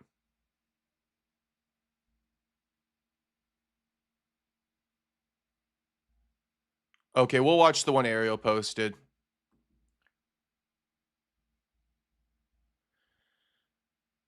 Ngannou is depressed, lost to AJ, lost a child, killed the girl. Damn, Saxby. He down bad. I mean, he down pretty bad. He down pretty bad. But the only thing that he didn't have coming, the only thing that he didn't deserve was losing his own son, right? I feel bad for that. Rest in peace to his son. Moment of silence. Rest in peace to that young boy. But, you know, Ngannou got himself in that boxing match with AJ. And Ngannou got himself in that mess with that girl. So, shit. No one to blame but himself for those two things. He was already shady by coming to Europe illegally.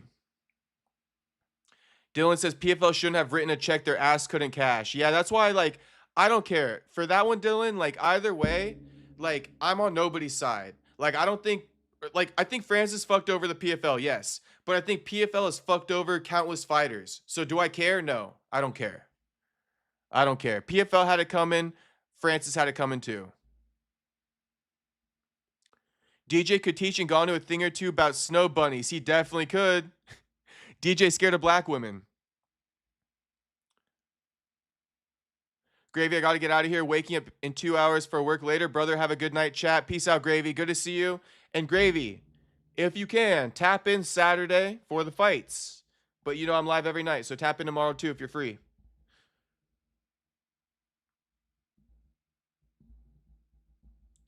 Okay, let's take a look at this clip Ariel dropped of his interview with Francis, where he asks Francis about Dana's claims that he put his hands on him and Hunter Campbell over a $50,000 performance bonus that they would not award him. Okay, Mr. Confused. Mr. Confused. Just get ready to hear Mr. Confused. Then we go from that. In the midst of all of this, Francis, Dana White does an interview on a podcast called the Flagrant Podcast with Andrew Schultz, and he speaks a lot about you in a very, you know, unsatisfactory way, in a very not nice way. You've seen these comments, I would imagine. Why am I not surprised? So this time around, it wasn't just, oh, he's a bad guy. He spoke about specific details, specific stories, instances where he claims you grabbed him or you grabbed Hunter Campbell, all this stuff. Can I get your response to this? Did any of this happen that he talked about on this podcast? Well, I think the best person to answer that question is Dana White. You have to ask him whenever you have the chance. You ask him. Well, I won't have that chance anytime soon, but he has said it, right? So if I would ask him, he would say, yeah, I said it. That's my POV. The one that we haven't heard about this is you, right? So I would love your side of the story. I got you, Gravy. I got you, Gravy. No worries, homie. No, I kind of like at some point feel very ignoring to just have to be responsible of what people say.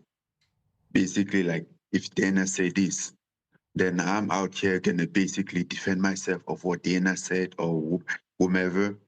I think whatever he said, if he's in peace with, it's okay. So if someone tells a blatant lie about you, it's okay? You're at peace with it? You don't want to defend yourself anymore? I mean, I guess that's your prerogative. But if someone told a blatant lie about me, I'm going to say, nah, that shit's not true.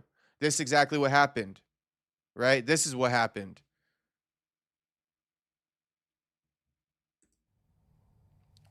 But one might say that he's trying to like hurt your character, right? These aren't nice things to say about someone, if not true. If not, yeah, why would you let that shit sit, bro? That makes you look terrible. Absolutely terrible. Not true. Again, why am I not surprised? Right. So you don't want to address any of it.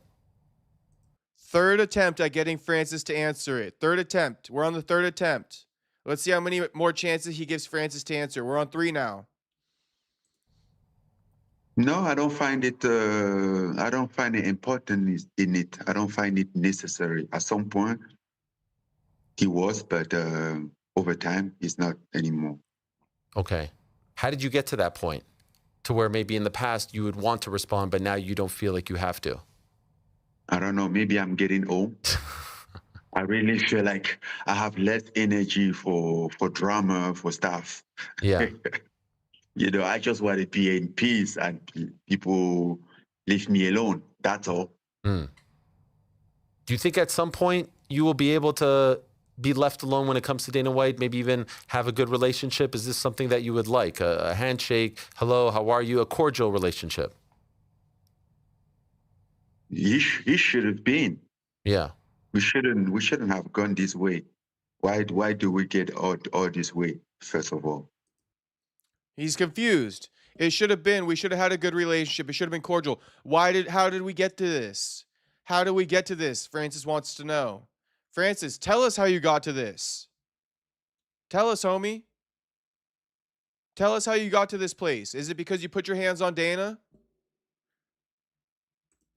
Like, what's the purpose? How come do we get from where we were to where we are right now? Dude, you have the literal answer. On the other hand, I would just say it's quite disappointed the way that things went. That's all. Can I ask you point blank, did you ever put your hands on him? Fourth chance. Fourth chance to clarify Dana White's statements that he put his hands on him and Hunter Campbell. Fourth chance. On Dana White? Yeah. Well, then he must be the only person that I ever put my hand on. Well, the fuck did he just say? Said you and he said you did it with him and Hunter Campbell, where you grabbed his collar. In his office, that's what he said, right? Correct. Well, I'm sure he has a lot of camera there.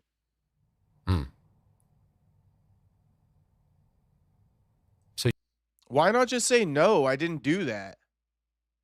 You would invite him to, hey, show the proof? I'm not inviting him to do anything.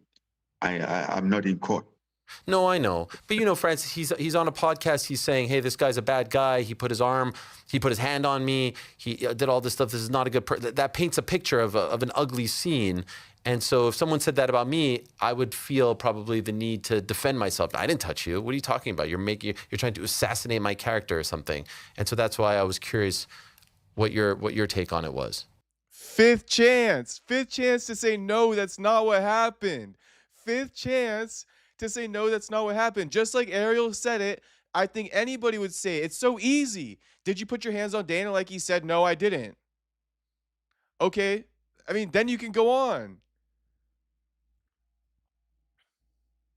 Literally refuses to even acknowledge the question. He won't even acknowledge the question. The most he says is, he said that happened in his office. Well, then there's probably cameras in his office, right? Like, what? Guys answering questions with more questions. Well, if every time that somebody says something about you, then you have to do that, then it's going to be tough. As I said, over time, I just get tired of those stuff. I really saw that and scroll and move. Okay. I get past it. I wasn't even, I mean, I should have been thinking that you're going to ask me that, obviously, but I'm long gone from that. Okay. So there it is. 5 attempts to get Francis to acknowledge that he didn't put his hands on Dana and clear his name, and he refuses to clear his name. So Dana's narrative survives. However, Dana White was asked about this today on the Mac Life interview, and we got the quote.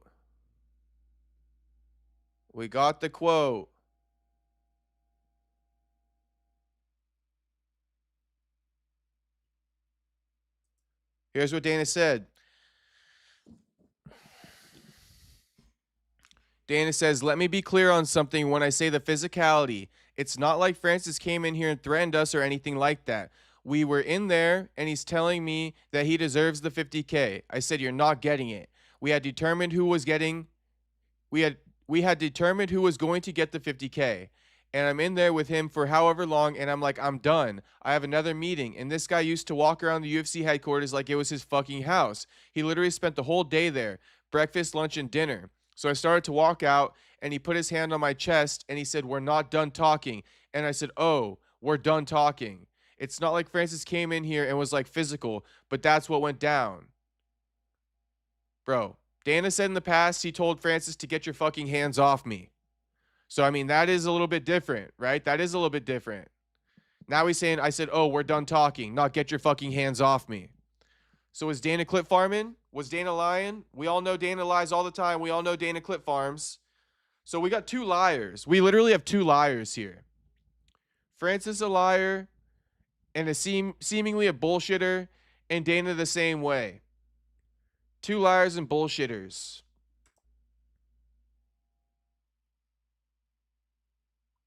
And I guess Francis ain't never coming back to the UFC since we're on the topic. Francis Ngannou did an interview with Uncrowned today, and he said his PFL deal is coming to an end and he would be interested in coming back to fight on the White House card against John Jones. You've made it clear how toxic that relationship got. You brought up the story about the physicality and everything like that. Is there a world where you guys work together again? When somebody shows you who they really are, believe them. Oh my God, Dana says this like every chance he gets.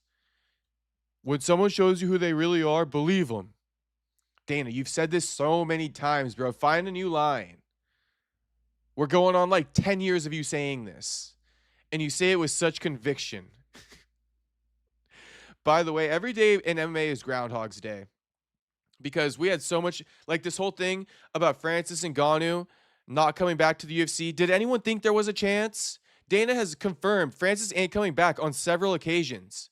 Several occasions. But oh, here he is with Mac Life. Here he is with a camera in front of him again. Let's act like we never answered this question before and ask it again.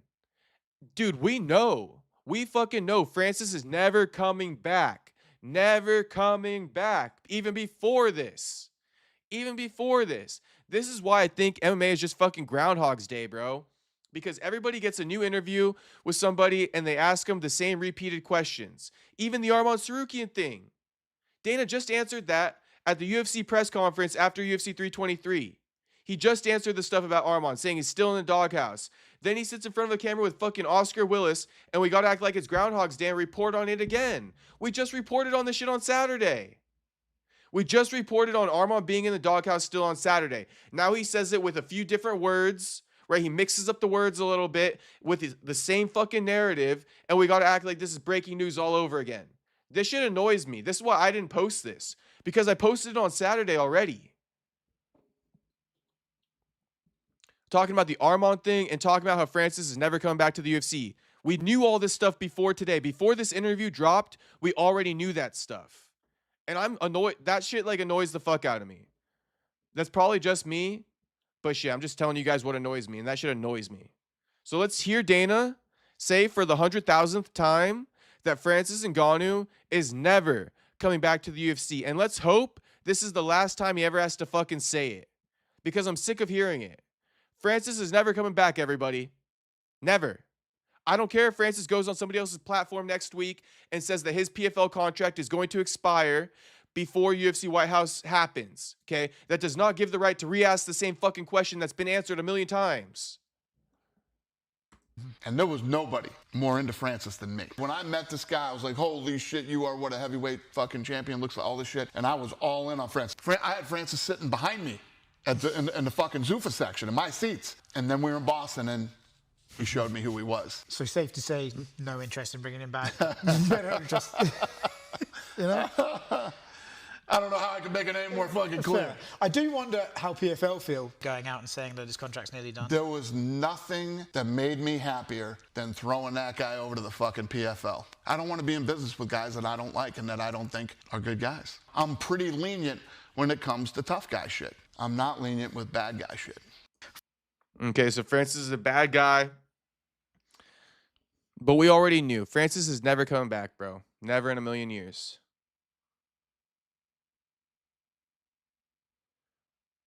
And then here's the one with Arman. Dana White on Arman Sarukian working his way back to the title. Patty laid it out pretty well. He's here. We haven't cut him. We don't dislike him. It is what it is. Arman knows how this played out behind the scenes. He knows. We all fucking know. Okay? But again, we already knew this.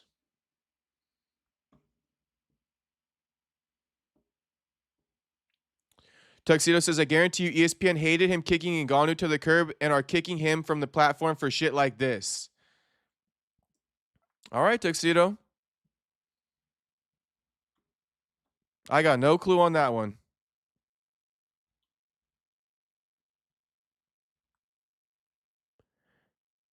Technically, Ngannou left on top. I mean, kinda. He left as the champion, so kinda.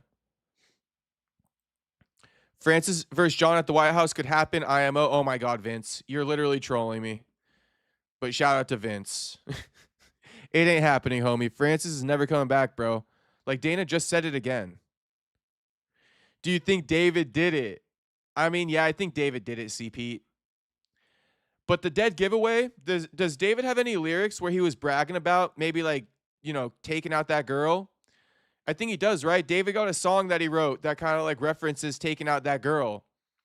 And if he wrote a song about it, he for sure did it, bro. He for sure did it. That was his way of venting in the song. His favorite phase, Dana has dementia, LMFAO. You boys like that, huh? And then Shane Armstrong goes, if it's not broken, don't fix it. I like that saying, but depends on the person saying it. Yeah, and Dana, he sounds so corny when he says, if someone shows you who they are, believe them. Believe them. When someone shows you who they really are, believe them. All right, Dana. It sounded good the first time I heard it from Dana. Now I'm over it. Dana thinks he's in Peaky Blinders with that phrase. I'm glad you boys find that shit's like as cringe as I do. Everyone knows Dana is the one in charge. You can't fuck with him or he boots you out. Franklin Kramer, a minute behind. Fucking catch up, homie. Dana feels like a slave master. Why does he have no...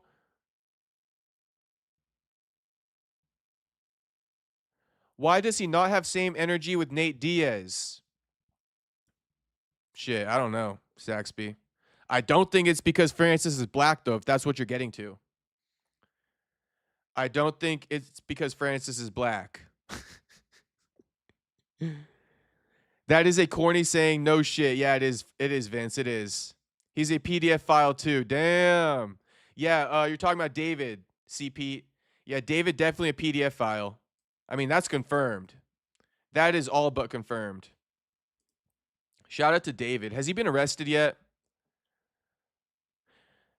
The David guy was doing drugs with the girl and she OD'd and then he chopped her up and hit her in his fucking frunk of the Tesla. In the frunk of the Tesla with loud music playing, bro. That shit is so creepy. That shit is so creepy. In the frunk of a Tesla with loud music playing. I wish UFC White House was political fights like Trump versus Biden. Nah, I feel you, see, Pete. That would be good. Or Trump versus Musk at this point. Because they were beefing earlier this year. AD says, Jacob, Dana is vindictive and the evidence is all there with how he treats Rampage. Shit, you are right about how he treated Rampage. He treated Rampage like shit, AD. All because he went to go film that movie, Tropic Thunder. Fucking Dana. Like Shavkat said, Black Boy. Oh my gosh. Leave it to America First just to drop in here with that. Shout out America First.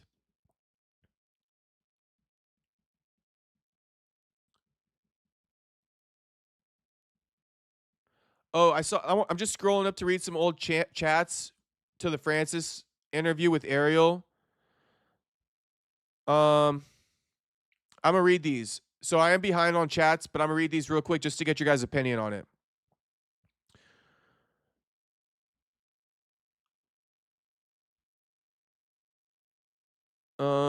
Where should I start? Okay, Meow Boy says, I feel like Francis fucking over the PFL will hurt other fighters in the future because he had a golden contract. Yeah, I mean, wasn't his opponent supposed to make like $1 million? Something like that? Acting like he was for the fighters when he could give a fuck less about the fighters.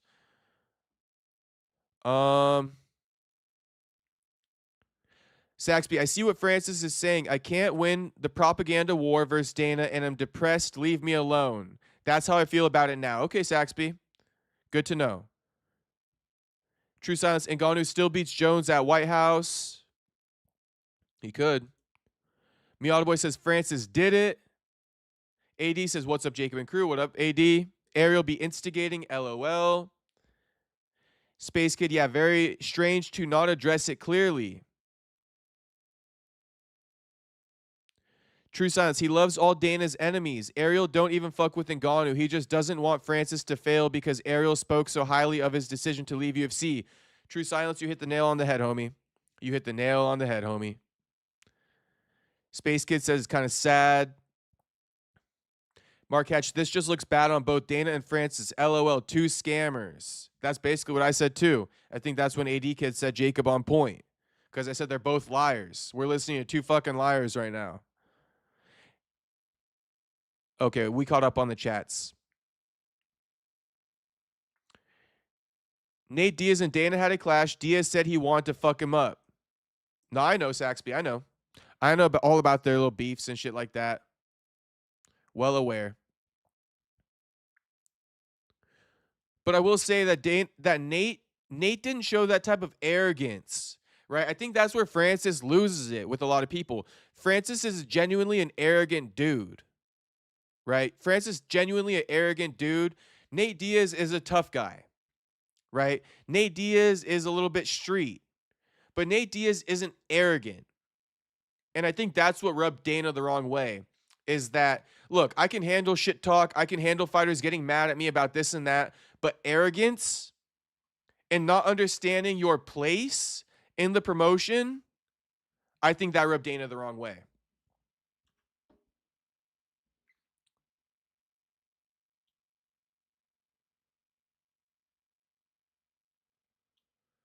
Vince says there isn't a bigger fight that could be made than John Francis at this point. Honestly, Vince, I think that's just like something people say nowadays, bro. I honestly think it's just something people say nowadays. John Jones is old as fuck, and Francis is old as fuck too. The bigger fight is honestly Ilya versus Patty, Ilya versus Islam. I'll just go ahead and say that. I'm sure I'll get some people to disagree with me on that. But honestly, Francis versus John ain't even a big fight anymore, bro. There's no belt. Literally no belt.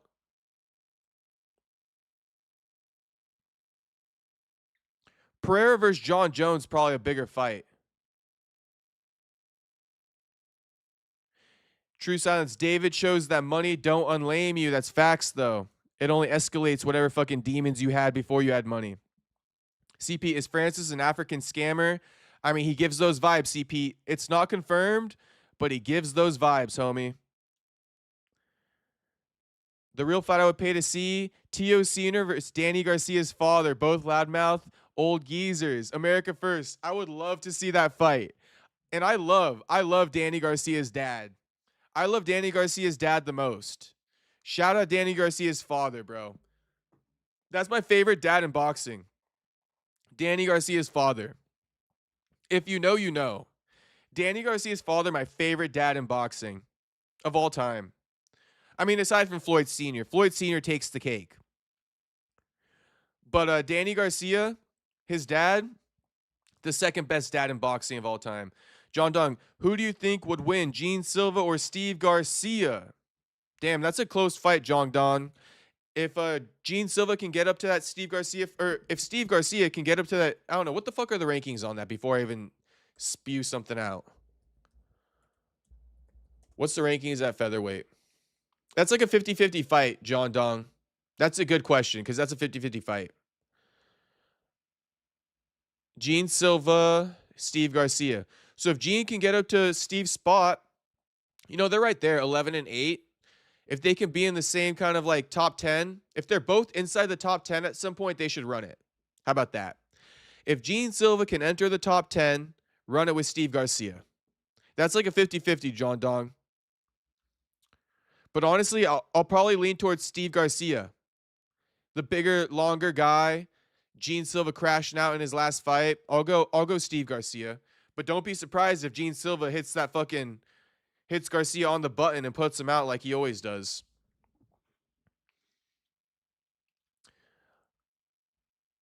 Yep, I was thinking the same thing for real. Got to be talking about John Jones and Francis not being a big fight anymore. You got to be, Franklin. And yeah, it's not a big fight anymore. Vince says, what fight would you rather see? Ilya BS Islam is a bigger fight. Fair point. Yeah. Yeah, Ilya Islam or even Ilya Patty.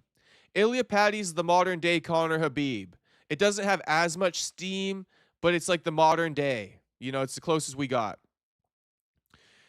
Saxby, Nate Diaz fuck over the UFC more than Francis has. This is culture thing. Dana understands Nate. Francis is from the jungle of Africa. People move different. Well, I mean, okay, if you're saying culture just meaning that Nate is an American and Dana's an American and Francis is African, I mean, I can understand what you're saying there. Yeah, obviously American culture is going to translate better, right? And obviously trying to incorporate your African culture, whatever, I don't know what that would be made up of, but whatever Francis's African culture is, yeah, it's probably not going to mesh, you know, with Dana White's culture. But how did Nate fuck over the UFC, Saxby? Can you explain that? Nate never fucked over the UFC. If anything, the UFC fucked over Nate, and Nate got pissed about that shit.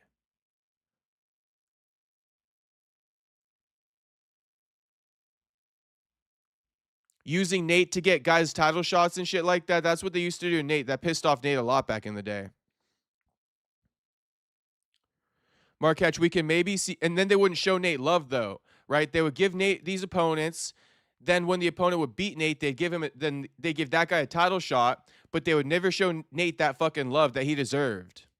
I mean, that was Nate's relationship with the UFC. UFC never showing him the love he deserved to get. Never acknowledging his true star power in the promotion until he beat Conor, right? That's when everything changed, when Nate got that short notice call to fight Conor. But why did the UFC give Nate that short notice call to fight Conor? They were hoping Nate was going to lose. And Nate fucking broke the system on their ass. And he did again in the fucking rematch. But they robbed him. We can maybe see Francis versus Rico Verhoeven in 2026. Yeah, in like backyard scraps, Mark Hatch. in like the backyard brawl type shit. That would be so stupid. Francis versus Rico. Rico not even an MMA fighter. And just because Pereira and Izzy did it doesn't mean they all can. But shit, come try. Come try and see. Come try and see. Bill Haney, the worst father in boxing. Bill Haney is the most unsufferable. True silence. Bill Haney, the most unsufferable. My rankings would be like Floyd Sr., Danny Garcia's dad, Tio Sr., then I'll throw David Benavidez's dad up there. He don't talk shit, but I just think David Benavidez's dad's kind of cool. And then I'll throw Bill Haney. Verhoeven vacated glory belt in November. No, I know, bro. I know. But like I said, bro, come try it. You think shit's sweet in the UFC? Come try it, homie. You think because Pereira did it and Izzy did it, you could do it? Come try it, homie. He gonna go train at fucking Extreme Couture, and Eric Nixon gonna ruin him. Eric Nixon gonna ruin him. My boy Francis fell off. He left the UFC around 2022 and hasn't had a big fight since. Once you leave the UFC, you kind of fall off. Nothing is bigger than the UFC. They have the best fighters. My boy, it's true. They got the storylines. They got the known fighters. They got the narratives. You know, Francis had a little bit going with the Tyson Fury and AJ fights, but after that, it was nothing. That Renan Ferreira fight, nobody cared about. I watched it, but nobody cared about it. Nate had so many brawls and always did what he wanted and left just like Francis.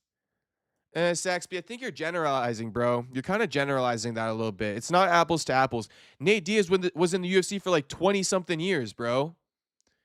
Nate was in the UFC for like 20-something years. Okay? That ain't the same as Francis leaving after like 5. It's just not. It's just not, bro. And yeah, Nate did whatever he wanted. So what? Nate's fine, bro. Nate's fine.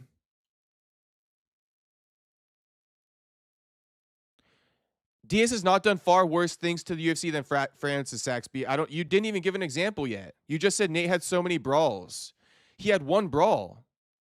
Nate had one brawl with the water bottle stuff at the Conor McGregor press conference. That's the only brawl he ever had. Name another one. You're talking about the Strikeforce brawl? That's not UFC.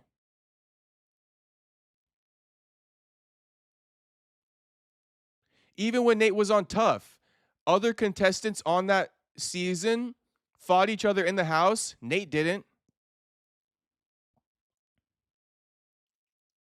Mark Hatch, they would probably do it in boxing, I assume, if they're both out of their contracts. Okay, Mark Hatch, boxing could work, but who the fuck's going to sign that? Watch an MMA fighter and a kickboxer box?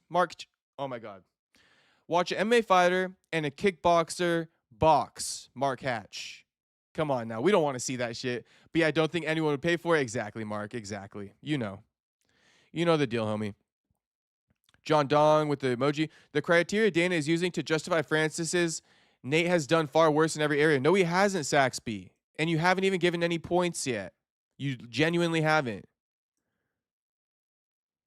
Where do you think Renan Ferreira would rank if he was in the UFC? Shit. Let's look at the heavyweight rankings.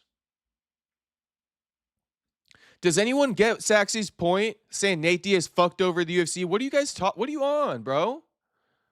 I love you, Saxby, but what the hell are you on, bro? Nate Diaz never fucked over the UFC. Like I said before, the UFC was always doing Nate dirty. I think you got that twisted, homie. AD says, Nate Diaz stood up to the UFC, but he never attacked Dana. He is a smart dude, played them, but he is not arrogant. I mean, yeah, Nate stood up to the UFC in certain ways, but even, like, how did he necessarily stand up to him? Like, the most Nate did was sit out for long periods of time. That's, like, the most he did. Nate Diaz created the BMF belt that the UFC still uses to today. That's the damage he caused in the UFC. If anything, that benefited the promotion. They're still making money off Nate's idea till this day. And that's always been how it's been with Nate. The UFC profits off of Nate, right? The UFC profits off of Nate and his star power, but they never show him the love and the respect he deserves. That's how it's always been with Nate. I don't know how Nate fucked over the UFC. You talking about that viral video where he slapped Dana? That was promo. That was fake. Saxby, I need a reason, bro. You don't got no reasons. You said multiple brawls. There was only one. It was the water bottle incident.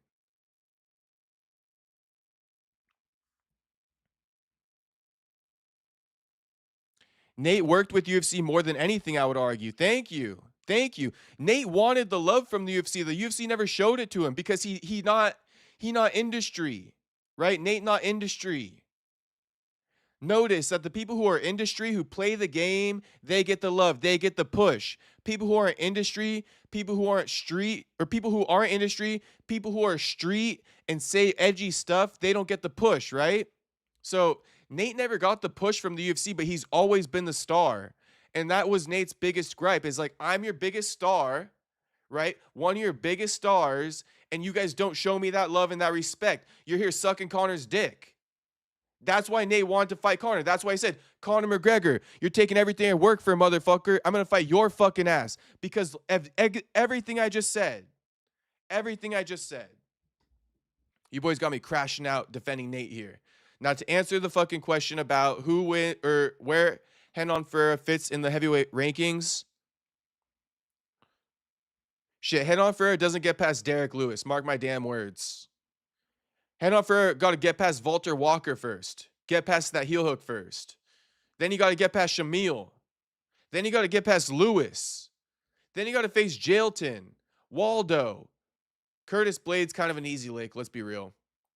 Volkov, Pavlovich, gone. Yeah, honestly, Ferreira, he wouldn't even get past Derek Lewis, bro. You see what I mean? AD says, Jacob, let's not forget the famous clip in which Dana said Nate Diaz doesn't move the needle. The stupidest shit Dana ever said in his life till this fucking day. To this day. The stupidest shit Dana ever fucking said. Stupidest shit Dana ever fucking said.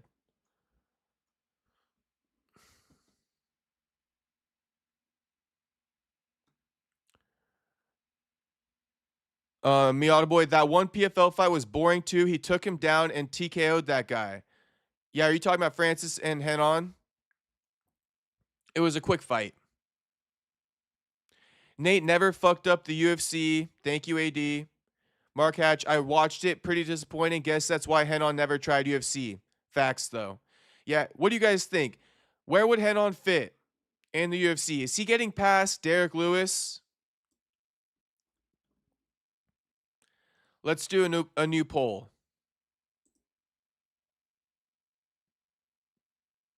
You know what? Because we're talking about Nate Diaz, since we're talking about Nate Diaz, we're going to do it. We're doing the poll.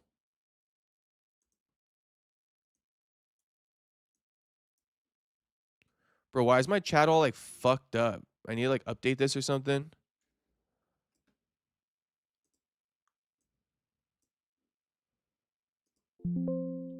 I got to close the chat and open it back up again, but let me read this. Franklin says, no way he said that LMAO wasn't even a fan back then that much. Dang. Yeah, he said that shit, Franklin. 80 says, Dana was talking shit about Nate. Then Nate realized and became self-aware. Then he started strategically making his own road into the spotlight. Nate, a smarter dude than we know. He is, bro. And everybody fucking discredits him, but Nate's a smarter dude than we know. Shout out AD for that. Shout out AD. Never forget when Nate returned against like Michael Johnson and shit like that too and beat his ass, bro.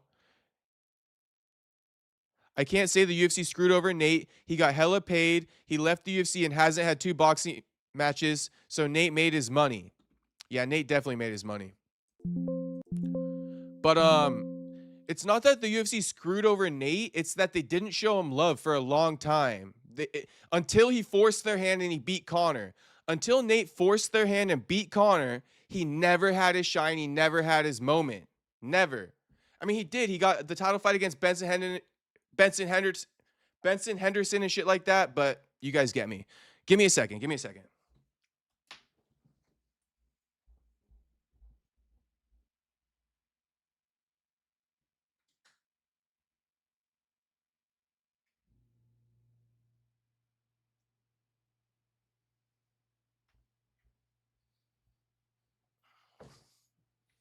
Okay. I'm getting tired here, but we're going to do this for a little bit longer.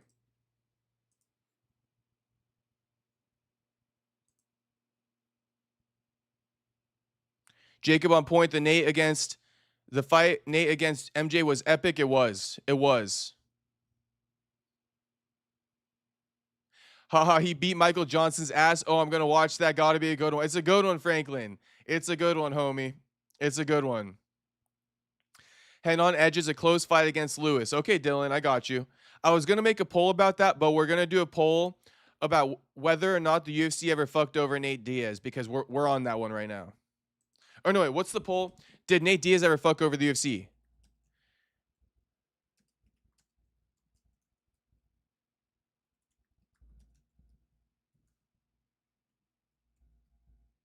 Nate literally never fucked over UFC, bro. Like, never.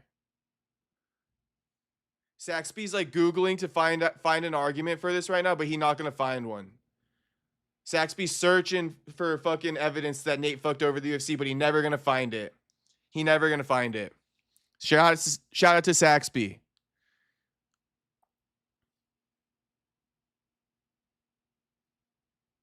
Fucking Dana was dick riding on Conor until Nate won the first fight. Yes. And guess what? They were selling Conor like he's some broke boy, right? They're selling Conor like he's from poverty, like he a broke dude. Wolf tickets, man. Conor came from fucking money. But they were trying to sell it like he was this broke kid from Ireland. No, he wasn't. Saying, oh, he was on the dole, right? He was on unemployment, right? He was broke, right? No, he fucking wasn't. He quit his plumbing job, went on unemployment so he could pursue MMA. That's completely different. Nate Diaz is actually from the fucking hood. Conor from a suburb in Ireland, from a fucking 2-parent household. Not Nate. Not fucking Nate. Nate came from a single fucking mom household type shit. From the straight hood. Lodi. That's why Nate, that rubbed Nate the wrong way a lot with Conor, because they were like selling this image of Conor that he wasn't. And it's like, shit. That's the same reason why you didn't give Nate this love all this time, because Nate too street, Nate too hood, right? Now you're giving Conor all that love for that shit, and he not even that?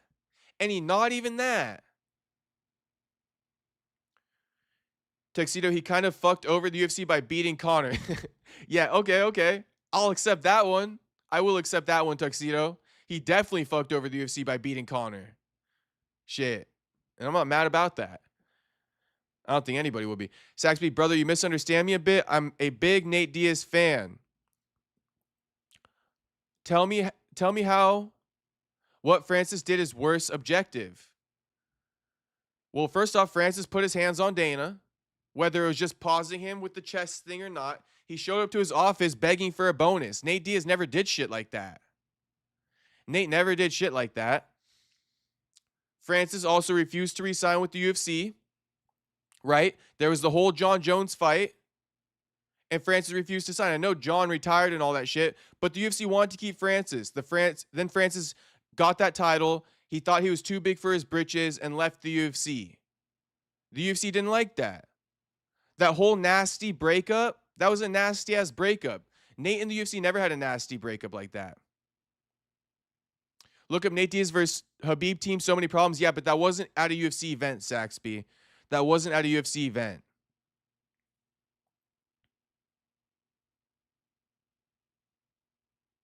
Nate got paid. He fought Conor twice at the height of Conor's fame, 2016 prime Conor. Yeah, he eventually got paid. After years of getting fucked over, though. After years of it.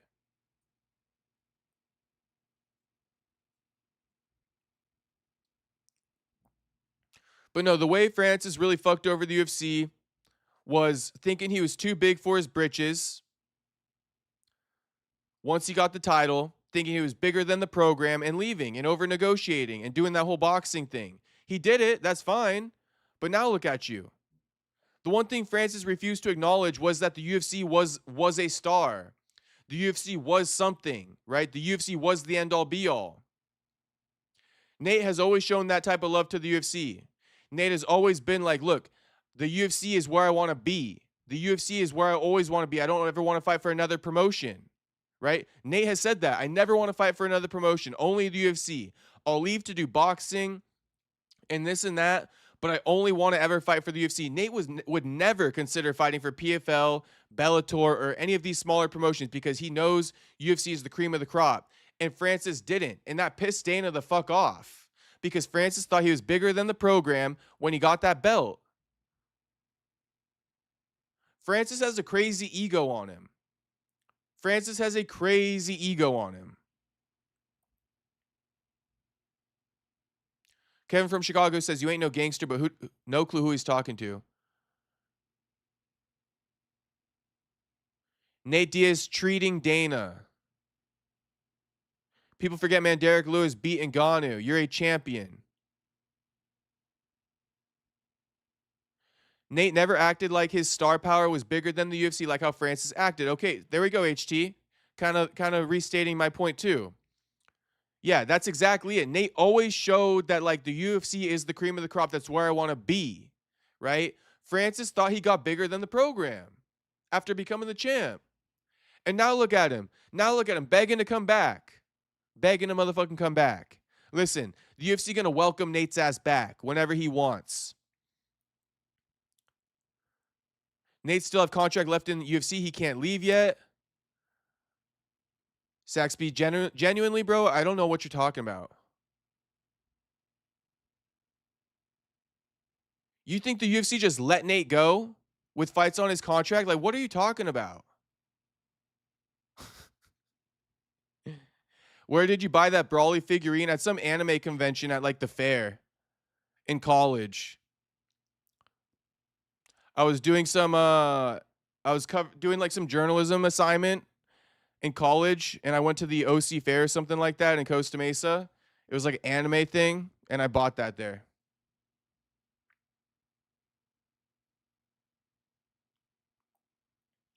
Saxby dropped a link, so let's see what Saxby got. I knew Saxby was fucking digging up something.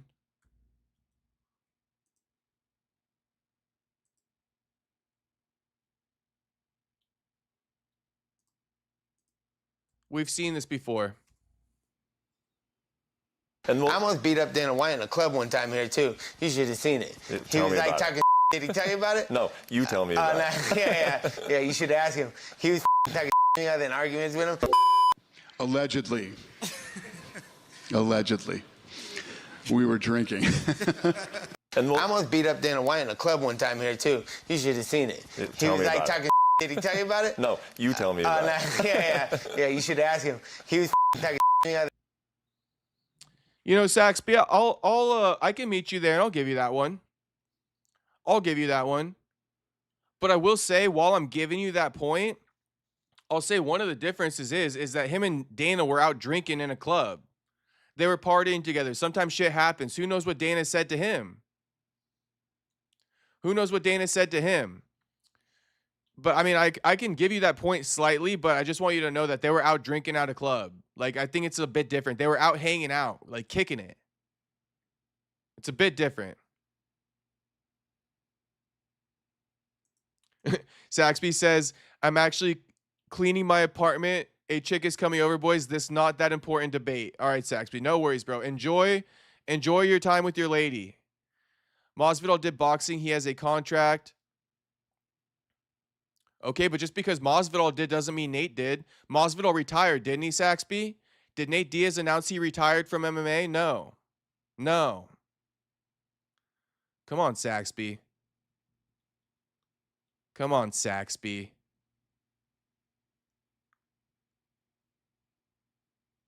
Oh, Kevin from Chicago, I'm talking to you, champion, a real grinder. Well, thank you, homie. I appreciate it. I'm a real grinder. Shit, I got that champion mentality. Champion mindset.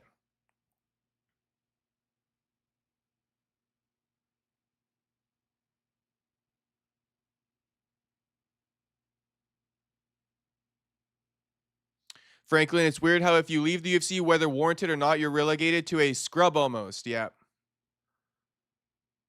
The video of Nate slapping Dana is epic. It is.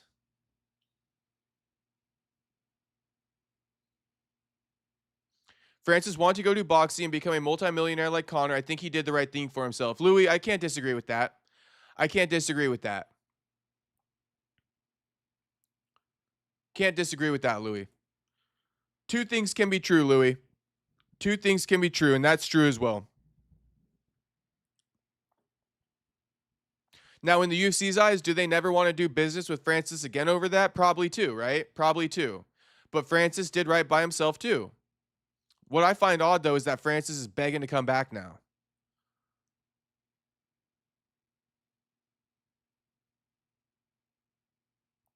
Francis needed to build more value into the UFC, but he left too soon. Francis didn't build the amount of fans like Nate has. That's a good point, AD.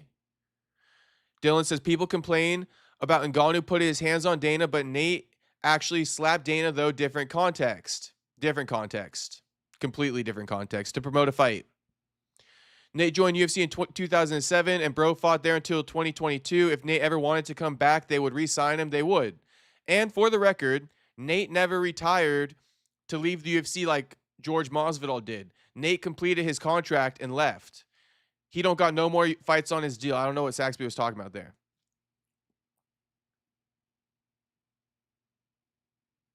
Nate Diaz is American dude with American culture. Francis has different culture too. Yeah, but that just goes for anybody, right? Like, if I was in another place, I'm going to be a little bit more cautious. I'm going to be a little bit more cautious. I don't know why people come to America and think they could just like deploy their culture on other people. You should try to assimilate with our culture. You feel me? And putting your hands on the UFC boss when you're an immigrant here, after everything you've been through, kind of dumb. Kind of dumb. I don't give Francis that leeway. He should know better than that, bro. You're not even from here. Definitely don't be putting your hands on Dana. I don't care if Nate Diaz did it. I don't care. Like, even if Nate Diaz did do it, which he didn't do. You're not an American. You got to act different. And don't be crying when fucking I say that either, because it's like, bro, that's the way of the world. I would be the same way if I was living in Japan, if I was living in Russia.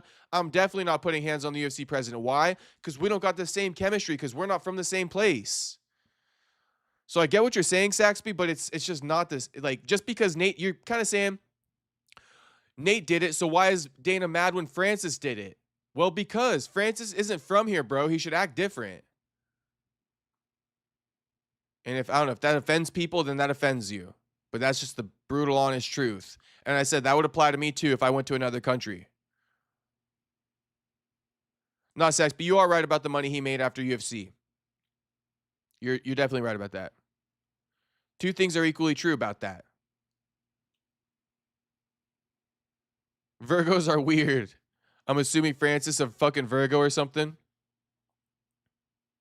Tuxedo, why not bring him back to get taken down and sub by Jones and then kick to the curb? Pereira probably KOs him too. I think because Francis is kind of like, I don't know. Dana hates Francis, Tuxedo. I think the negotiations, the way they do business, Dana doesn't even want to get involved. Francis is like the biggest crybaby in negotiations. That's what I get from Francis. Francis not just going to sign a contract. He's going to go back and forth for fucking weeks and months on end. Francis is a stubborn mule. Francis is beginning to come back to the UFC. Fuck no, Miata boy. Fuck no. Because it's America, yeah.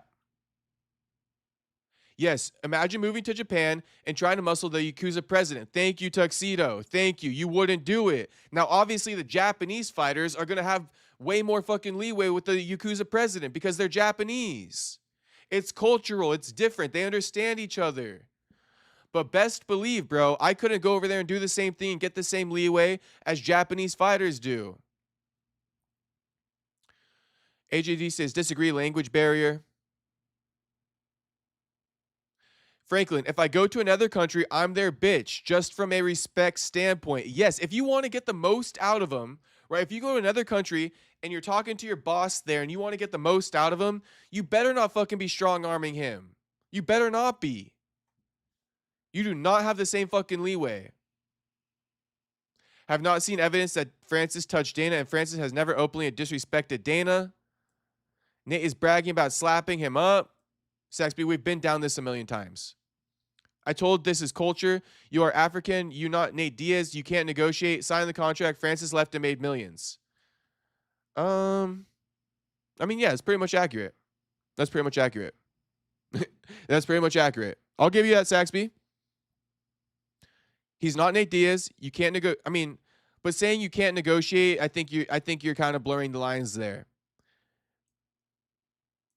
When you say you can't negotiate, you know that Francis was trying to negotiate the UFC deal to also have boxing fights too.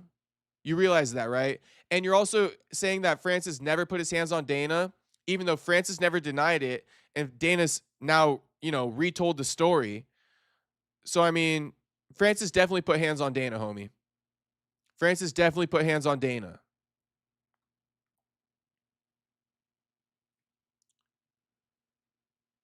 Saxby, you be moving the goalposts, though, homie. You be moving the goalposts. Stubborn mule. Francis has a good chance to KO Jones by just doing his spastic bum rush move. That's probably why Dana doesn't want to re-sign him either. No, but Saxby, like you just choose on which point you want to pay attention to and which point you don't. So that's why it's kind of annoying debating you. Because now you're going to say, Francis never put his hands on Dana. Francis never put his hands on Dana. I mean, okay, bro, if you really want to go with that, then go with that. But we're operating on like shit we can't prove. So I don't know what you want me to say. I could say Francis put his hands on Dana. Now we're just at opposite ends. It's not going to go anywhere. I love this chat. I know you do, Saxby. I know you do. I love you in the chat. Saxby always brings a good debate. But he also brings up some bullshit points at times.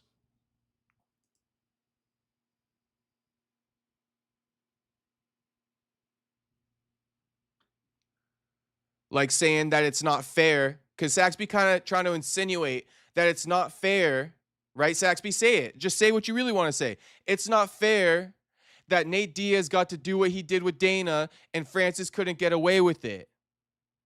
But it is fair because Francis isn't from here. And also, Francis was trying to negotiate the impossible, having boxing contracts in his deal with the UFC. That's impossible, bro. It's not about openly disrespecting Dana. It's about trying to get boxing fights in your contract with the UFC. That's never going to happen.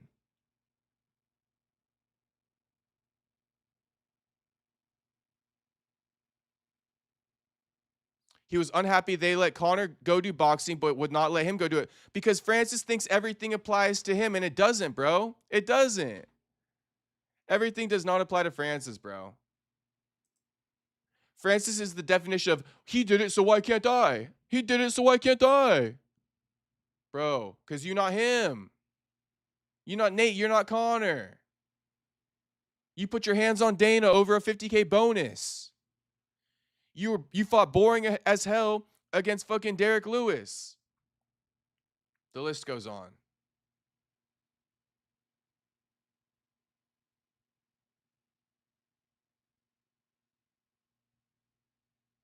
Speaking of Nate Diaz, he called out Paddy Pimblett.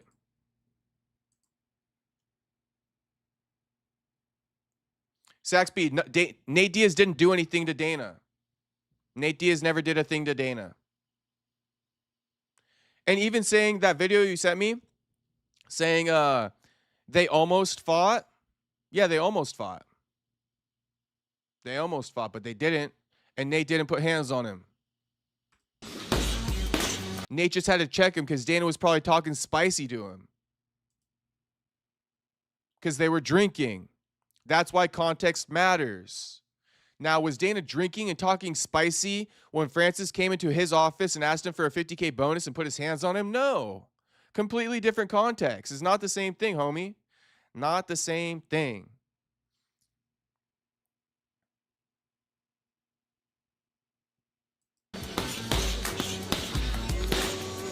What up, Nate?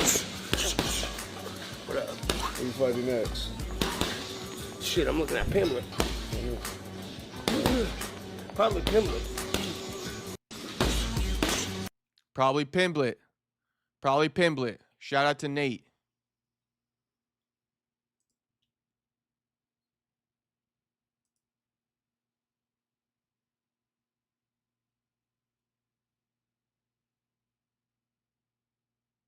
Okay, so Saxby agreeing with me now, saying it's fair. Dana's the king. So we agree with each other, Saxby. Saxby says, actually, Francis is him. Tyson Fury and AJ would never fight Francis if he was not big.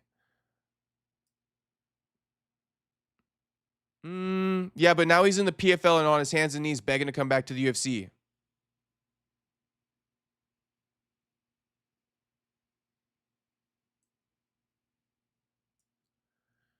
You're assuming Francis touched Dana. Can I not assume that Nate also humiliated Dana after his words? Bro, Francis got the opportunity to say he didn't touch Dana, and he didn't say that. So I don't know what you want me to say. Francis got 5 opportunities to say he didn't touch Dana. He never said it once.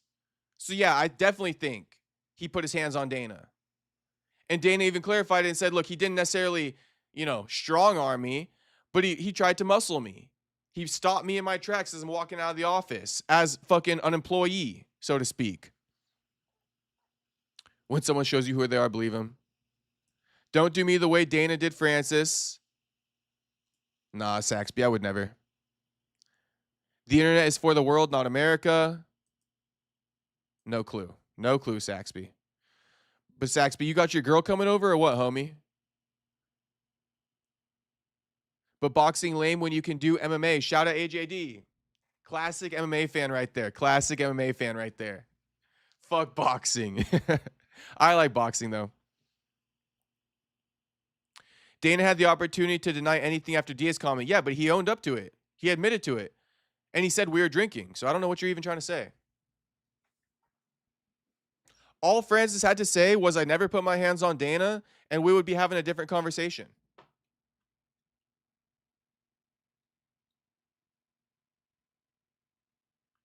Okay, but you guys got me in here for 2 hours and 19 minutes.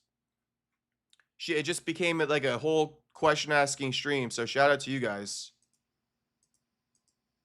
I was trying to show you guys more shit, but it is what it is. We can cover some more stuff tomorrow. I showed you guys the best stuff pretty much. The Armand thing.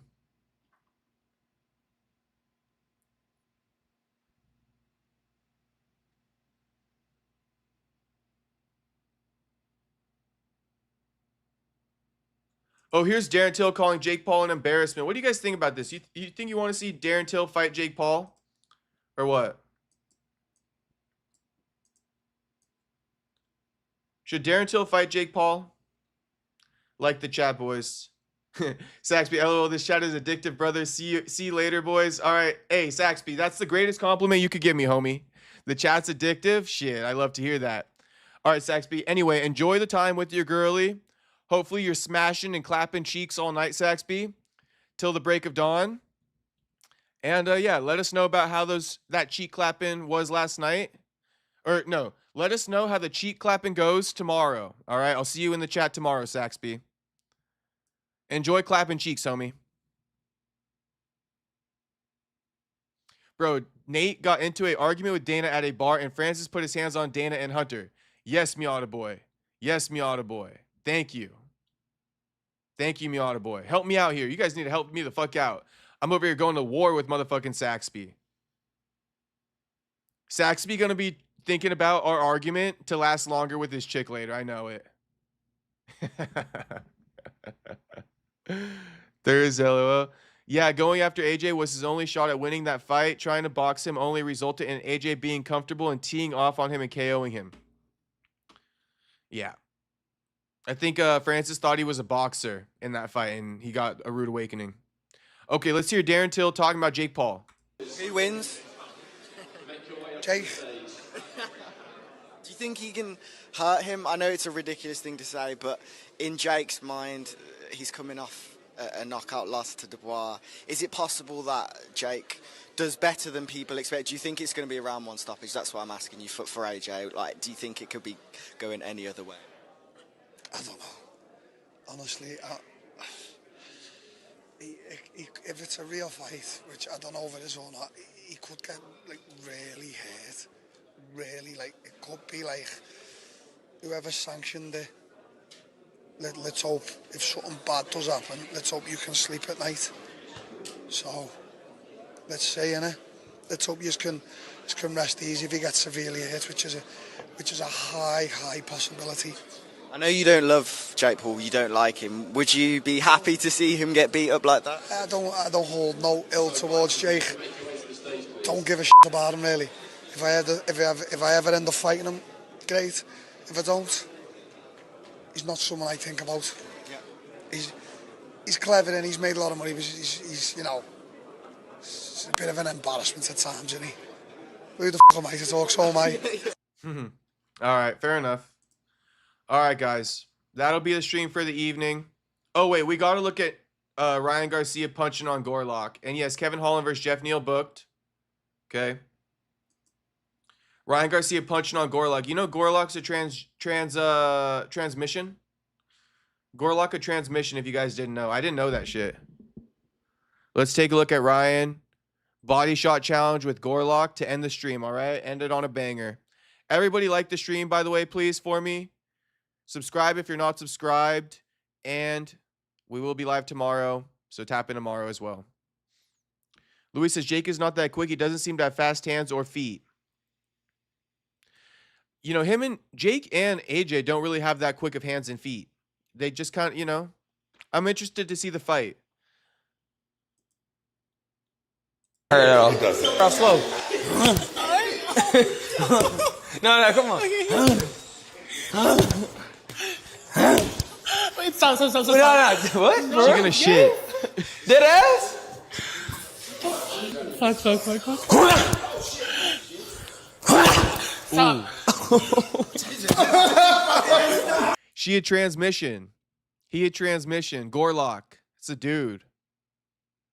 Ryan fucking went in on Gorlock.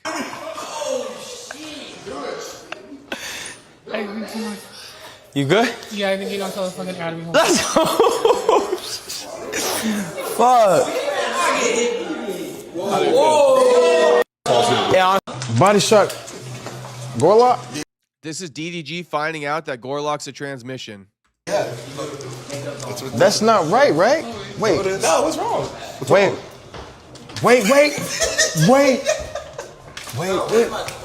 That's what we're doing. That's not a. Nah, it's not a. That's a nigga? That's a nigga?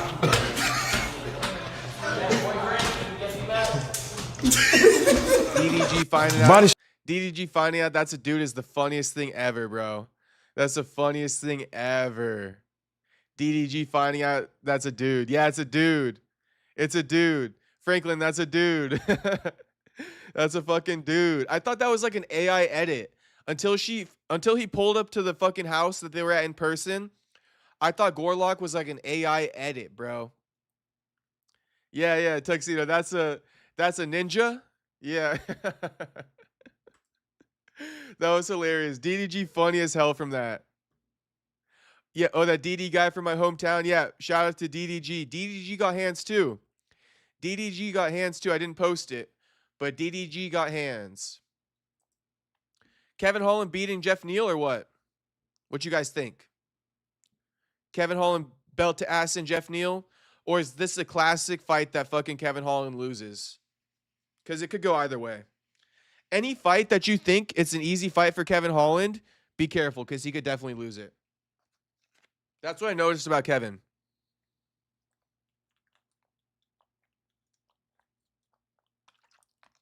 Look how bad Kevin's wins are too. Kevin's best wins over the last like 2.5 years are literally Michael Chiesa and motherfucking Vicente Luque. Kevin Holland has no good wins. Oh, Michelle Oleksiejczuk was a decent one. I'll give him credit for that. Michelle Oleksiejczuk was a decent win for Kevin Holland. But look. Oh, Gunnar Nelson too. Look how bad this man's wins are. Okay. I'm not even going to count. I mean, yeah, I'm not going to count Ponzinibbio. Just to make my point a little bit better. Michael Chiesa, Oleksiejczuk, Gunnar Nelson, Vicente Luque. Lost to fucking JDM, MVP, Roman Dolidze, RDR, D-Rod, Mike Malott, I mean, shit, even Stephen Thompson, bro. Even Stephen Thompson lost to Marvin Vettori, lost to Derek Brunson, no contest with Kyle Dawkins, but he got flatlined in the first round against Kyle Dawkins. Fucking flatline from a headbutt in the first round against Kyle Dawkins. Went face down for a split second. Kevin Holland really not that good, man, but shit, they still pushing him. 15-12 in the UFC. But his record as of late is just dog shit awful. He 2, 4, 6, 8. He 5-8. He 5-8 in his last 13.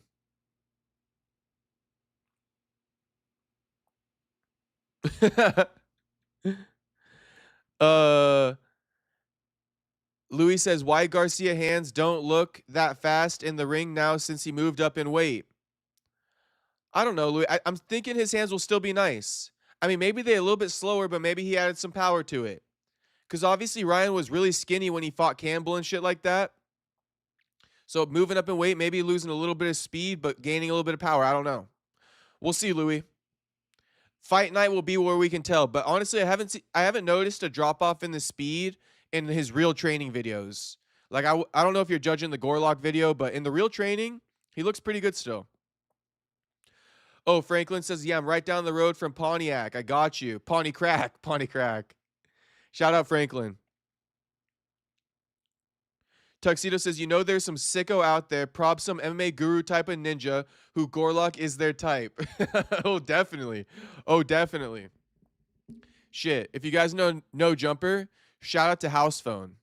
Shout out to House Phone. Shit, Jew in the chat as soon as I mentioned No Jumper. Jew, we talking about transmissions, talking about Gorlock, so I said shout out House Phone. You should know what I'm talking about, Jew. What up, Jew? Stream almost over, Jew, but you can rewind it when it's all done. Dylan says, why does Gorlock dress like he's 9 out of 10 beach girl? Straight up in like some booty shorts and a sports bra. That's a crazy look. I think Gorlock got a wig on too. I think Gorlock wears a wig. That's not natural hair. Gorlock got like short hair underneath that wig. Jew laughing. Jew, you entered at the perfect timing, homie. Tuxedo says, you know MMA guru gooning to Gorlock daily. He got Gorlock on his screensaver, don't he, Tuxedo? Gorlock on his screensaver. He don't even need to unlock the phone to jerk it to her. Guru don't even need to unlock the phone to jerk it to Gorlock. That's his screensaver. Nah, I'm playing. I don't want to do Guru that dirty. Now, MMA Joey might be fapping to fucking Gorlock. I'll say that much. What time is it in California? From Kevin, it is 11:56 p.m. So shout out to everybody on the East Coast watching. You guys are true OGs and true warriors. But shit, I be staying up till like 2 a.m. on stream sometimes. Look at everybody laughing. Holland is totally involved. Oh, because somebody said, I wouldn't be surprised if Holland is involved in fight fixing. And Franklin says Holland is totally involved. LOL. He gotta be, huh? With his losses, he gotta be. The way he lost to D-Rod was sus, bro. MMA Joey, yes. MMA Joey is betrothed to Destroyer. Betrothed to the Destroyer. I don't know if I'm reading that right, Tuxedo Mask. LMFAO, you're from Cali for real? Yep. Kevin from Chicago. I'm from Cali for real. You guessed it? Shit. What, I got an accent or something? I thought that we just talked normal. I'd be curious to know if you think I got an accent or not. John Dong, I was gone for a bit and I come back to you guys talking about gooning to Gorlock. John Dong, that's why this is the best stream in the game, homie. It's the best stream. We got the best laughs over here. We got the best breakdowns over here. Shout out to all you boys for always tapping into the stream too. Him, what up, homie? The stream's pretty much over, him. I'm not going to lie to you. Kevin, you're always on late as hell, I know. Facts, though. I'm a night owl, bro. I'm a late night guy. I stay up till like 3 a.m. every night regardless. If I'm on stream or not, I usually pass out around 3 a.m. Wake up around 10 a.m. Call me crazy. It's 2 a.m. here in Chi-Town. Shout out. Shout out to Kevin from Chicago. Shout out to you, Kevin. Thanks for always tapping in, homie. But yeah, stream pretty much done, boys. I got to recharge for tomorrow. We did 2 streams tonight, so shout out everybody. And I'm from Cali too in LA. Oh, hell yeah, see it. Hell yeah, him. Hell yeah, him. Shout out to LA. I'm from OC, homie. You know OC. You know OC. Miata boy, MMA Joey is Gorlock. Gorlock fucking in disguise. Shit. He'll do anything to meet fighters, huh? Gotta dress up as Gorlock. Him, Okay. I'll see you guys tomorrow. I'm tired as fuck. I'm like stuttering and shit like that, reading these motherfucking chats. Let me go eat something. And I will see you guys tomorrow. All right. Peace out, everybody. Thanks for watching. And once again, if you haven't liked the stream, like the stream. If you're new to the stream, subscribe. I'll see you guys tomorrow. Peace out, everybody. Peace out, Franklin. Peace out, Miata Boy. Peace out, him. Peace out, Kevin. Peace out, John Dong, Tuxedo, Jew, Louie, Dylan. Motherfucking Saxby, if he's still in here. I don't know if he's clapping cheeks or not. AJD. Everybody, all right? Everybody. Shout out to all you guys. Space Kid. Miata Boy, if I didn't say it already. AD Kid. Everybody. Oh, Ruby Z. Rude Run asking me about Brawley. Everybody. Shout out to all you boys. HT. Thanks for the love always, HT. Peace out, HT. All you guys. I will see you guys tomorrow. Franklin Kramer.